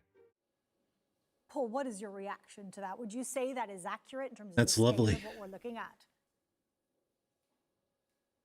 That is certainly accurate. We are seeing big tech companies and Palantir in particular using all of this data that is being created from the war, but also from things like protests in the United States, and is being sort of sucked up into this machine. And the machine, it isn't really useful for anything, right? They have this concept that we're going to use AI to do all sorts of things with it, and really what they're doing is they're selling this sort of like false dream with sort of AI can't inaccurate even get statistical, my graphics for data, my and they're channel using it right. to do truly awful things. I think one of the main I wouldn't trust AI. recognitions that we have to Hegseth have tried to of this trust AI AI era to run is the that war. the people who are doing it and the people who He are the bombed a leaders school. of these companies are complicit in the war machine, not just as salesmen, but that they're actively participating in the narratives that are driving the war themselves, in particular in the United States. That's really interesting because I wanted to ask you, like more and more we're looking at these big tech companies in the hands of just a few. How much power do they have these days vis-a-vis governments, for example? Because it really does sound like they are the ones that are becoming, the ones that hold all the cards. Absolutely, they have an incredible amount of power. So, for example, one of the founders of Palantir is Peter Thiel, who is this very extreme right billionaire in the U.S. And he is someone who He's helped insane. put Donald Trump into Giving the White speeches House about the the first Antichrist time in in Rome. 2016. J.D. Vance, the Vice President of the United States, is his Right, protege Chris? and someone that he funded through multiple campaigns. And he is also the founder Fucking of blue Palantir. sky today. And that is not an accident, because the same sort of sort of like blood and soil rhetoric that is used by one group is being used by the other. These are part of the same extended ecosystem, which is extremely supportive of Israel, is extremely afraid of China, is extremely pro-fascism in Right, the Mario? United States. And it is not a coincidence that all three of these Sci-fi things movies are get it thriving at right the same time. sometimes. So you founded Tech for Palestine in 2024, right? To this try and fucking app counter today. everything that you've just described. Break it down for us. Like, what does it mean? How can you actually counter these massive tech giants? And what kind of support do you have? So that remains to be seen, of course. Our role in Tech for Palestine is an advocacy role. We are trying to create a broad movement for the liberation of Palestine. Of course, there already is a broad movement, but part of what we do is we're trying to bring that and organize that across all of society. So we see that there are pro-Israel organizations, you call them Zionist organizations, throughout the world, in every part of society, exerting influence. And we are trying to build a massive range of counter Zionist or counter Hasbara, which is their word for propaganda, movements to try and push back against Israeli influence, in particular throughout the West. Does the tech world, when we talk about these, massive companies, the ones with the power, do they all talk with one voice? Are they all pro-Israel, or are there many of them that are saying, hold on a second, we don't agree with what you're doing? Have you seen a change recently, let's say?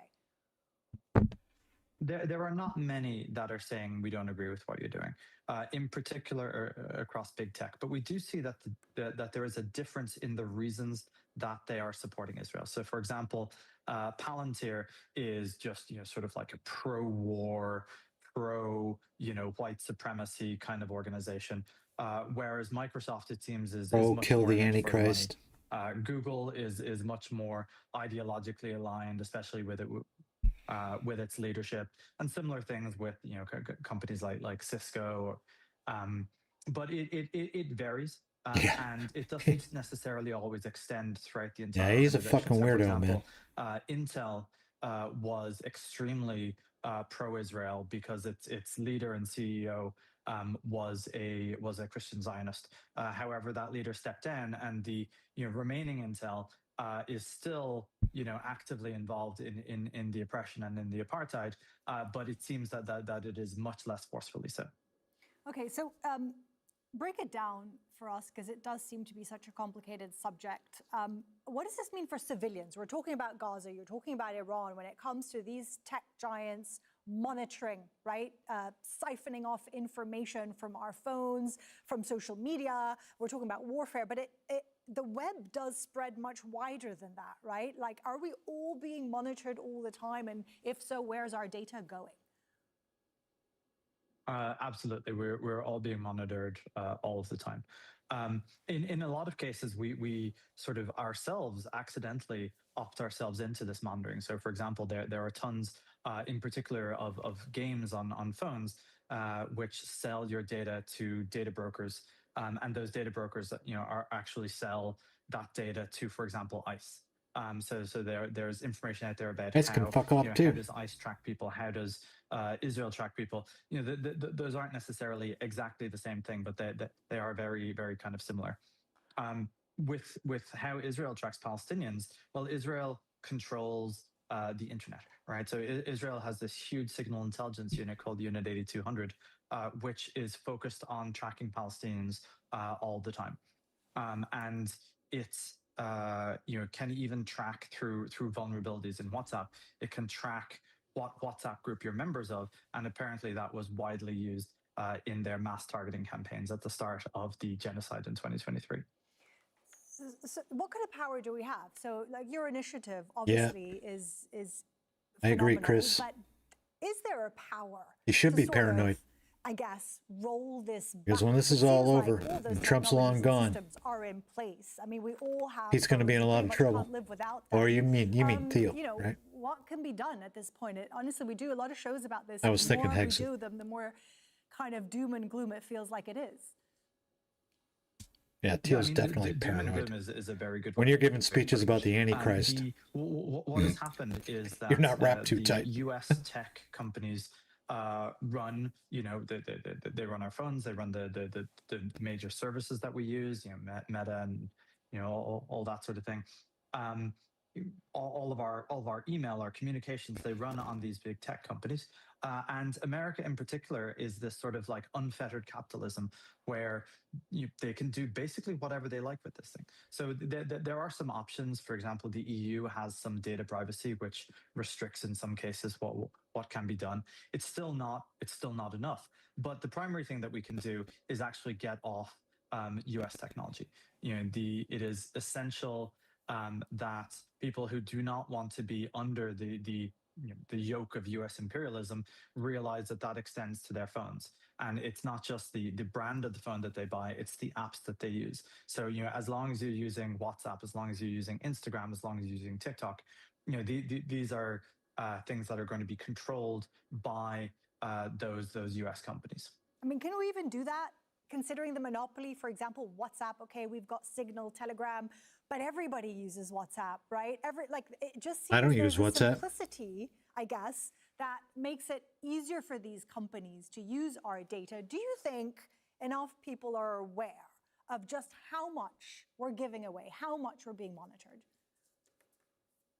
So it is very much possible to get off of these. So for example, at Tech for Palestine, we supported the launch of Upscrolled, and Upscrolled now has over 5 million members. This is a social media network that is like Instagram, but it does not suppress what you're allowed to say on the platform according to the whims of the United States or of their, the Zionist leadership at Meta. So there is very much a choice for getting off these platforms. We can choose to move to alternatives. Now, I'm not saying that we're going to overnight stop using them, right? There's a gradual process where people need to become familiar with using these tools. So moving off WhatsApp, moving on to Signal, for example, that's not something that is done overnight. It takes time to migrate your groups over. It takes time to start new conversations with friends over there. It takes time even just to learn how the platforms work. Similarly with ChatGPT.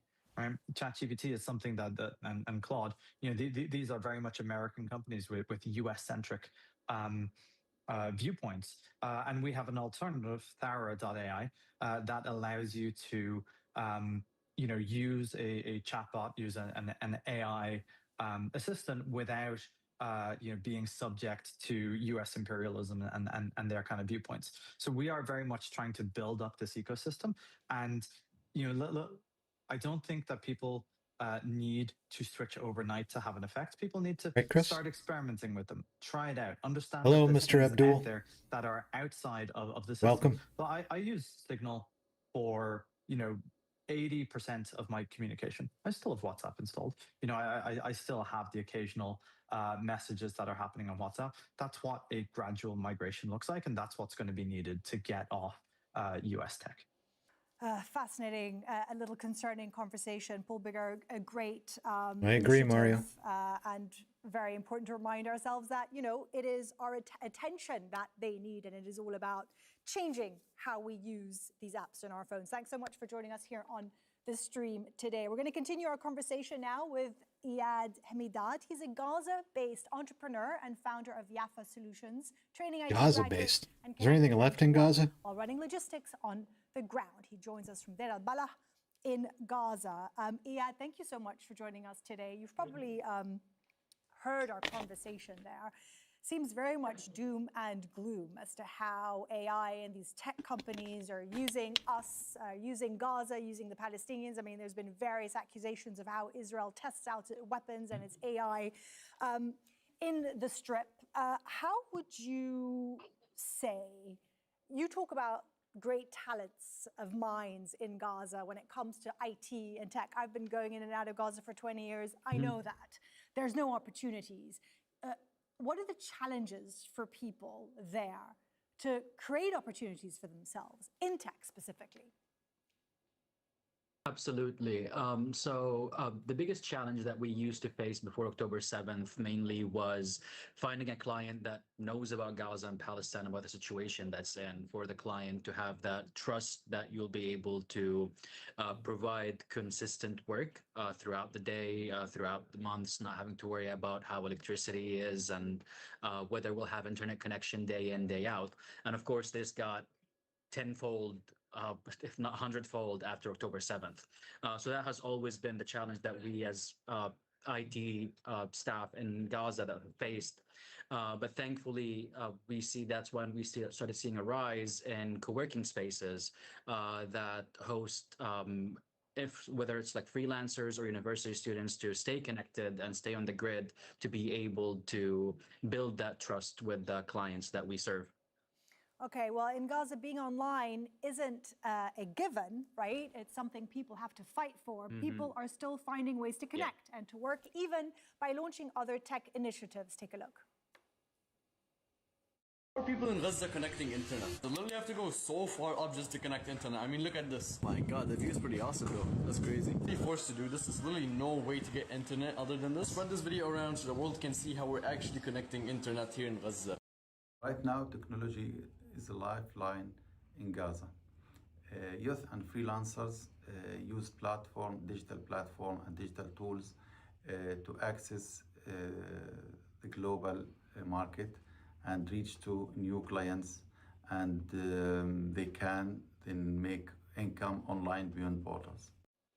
So what is life like in Gaza right now when it comes to people trying to make a living, trying to connect to the internet? Can people set up their own, systems? Are they getting jobs? I know your organization is helping train people to get those opportunities. Is it working? As far as we can, we try to do as much as we can, right? We do have challenges. It is difficult to find co-working spaces that still have seats available, right? Although there's a rise in co-working spaces, it's not fully filling the need that we face in Gaza.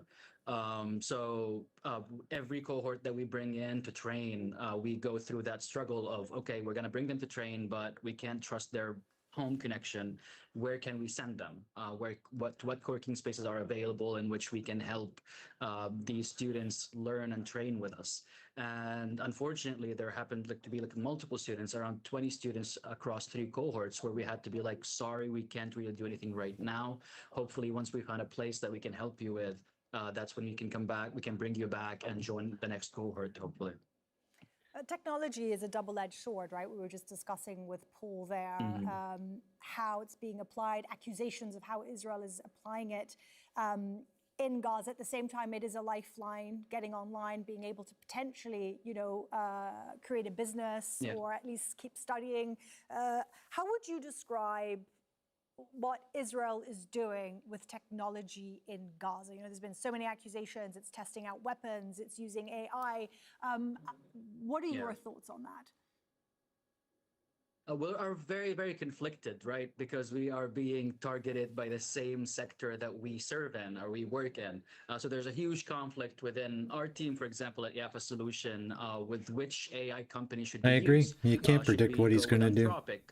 And we go and study their policies. I mean, we have a according to Islam, history, a recent history of him. The IDF. Hitting those So it's tacos, so definitely like we have an AI developer. there's every he has a possibility that solution, come 8 and we o'clock have tomorrow these night, conversations. he'll Like, just move how do you feel the they work on the same deadline again technology that killed your relatives or killed and people claim that we're around in you, your friends negotiations or and something. people that are close to you. So it's Or he'll put definitely a boots on the big ground. mental strain. But again, what is fascinating about Gazans is that we're so resilient, and we're just trying to like resist the circumstances that we are facing with any material or any tool that we can get our hands on. We are big prominents of the BDS movement, right, to boycott and divest and sanction. But unfortunately, in Gaza, boycotting is not an option. Boycotting certainly is a privilege, right? And a luxury, if you put it that way, if there's only one thing that's being controlled. Gaza is so tightly controlled by Israel, right? Not just now, way before October the 7th. What are the challenges now, infrastructure-wise, technology-wise, life-wise? I want to like maybe step back from the conversation we're having about technology and ask you, you know, Iyad, as just an ordinary, wonderful, fascinating person, just like any of us in Gaza, having gone through what you've gone through. How do you see your life right now and moving forward? Well, it's a standstill, right? Because you can't plan further than tomorrow, because you never know what's going to happen tomorrow and what's the plan going to be for 2 days after. So you're always trying to live in the present. And for me personally, and for Yafa Solutions, my organization, we stopped working on October 7th, between October 7th and then June of 2024. And during that time, we felt that there was no meaning in life, right? When you can't plan ahead, when you can't think of how you can run away, so your only option is to live with what fate is giving you. We ended up losing feeling value. We started feeling hate towards ourselves. And then once we were able to get back to work in June, we started feeling like, hey, at least I am bringing in some value. So that kind of like gave us some balance and some life satisfaction in a genocide. That's basically what's keeping us sane till this moment. Waking up in the morning, knowing that you have a job to do, knowing that there's value that you need to add for your clients, to yourself, is what's keeping us sane. And but another point that we need to be thinking of, and I think it's not talked about enough, is the enormous waves of PTSD that we are facing at the moment since the ceasefire started, right? While the genocide didn't stop by the ceasefire, but it's a bit safer at the moment. But that fake sense of security is causing us to have some PTSD episodes in which we are like, wait, I'm not used to not hearing the drone 24/7. They haven't bombed in 2 to 3 hours. And that is something that Gazan community as a whole is feeling, but probably not talking about as much. We have not processed what has happened in the last 2-3 years now, and I don't know when we're going to be able to process everything that has happened. Whenever we take a hit, we just move on, keep going, just think about your day, and just be thankful that you're alive. And we don't really process all the horrors that we have gone through. Yeah, so many of my friends in Gaza were saying that there was no time to grieve, there was no time to process anything, because the tragedies and the hell was just so fast, right? Do you feel now the world is looking at Iran, everything that's going on in the region? Do you feel that you guys have been forgotten a little bit in all of this? Like, you know, you talk about the politics of what Trump has in mind for Gaza. It's also, I don't even know how to describe it. I don't know, Chris, that's a good question. How do you see it? Yeah. Absolutely. And I think we started feeling to be forgotten by the international community, not since the beginning of the conflict with Iran, between the US and Iran, but since the ceasefire started. It seemed to everyone that the ceasefire was a big success and we should be happy and okay, things are good in Gaza, when the only thing that happened for the ceasefire is that people were like, okay, you have a right to live now. but that is not enough.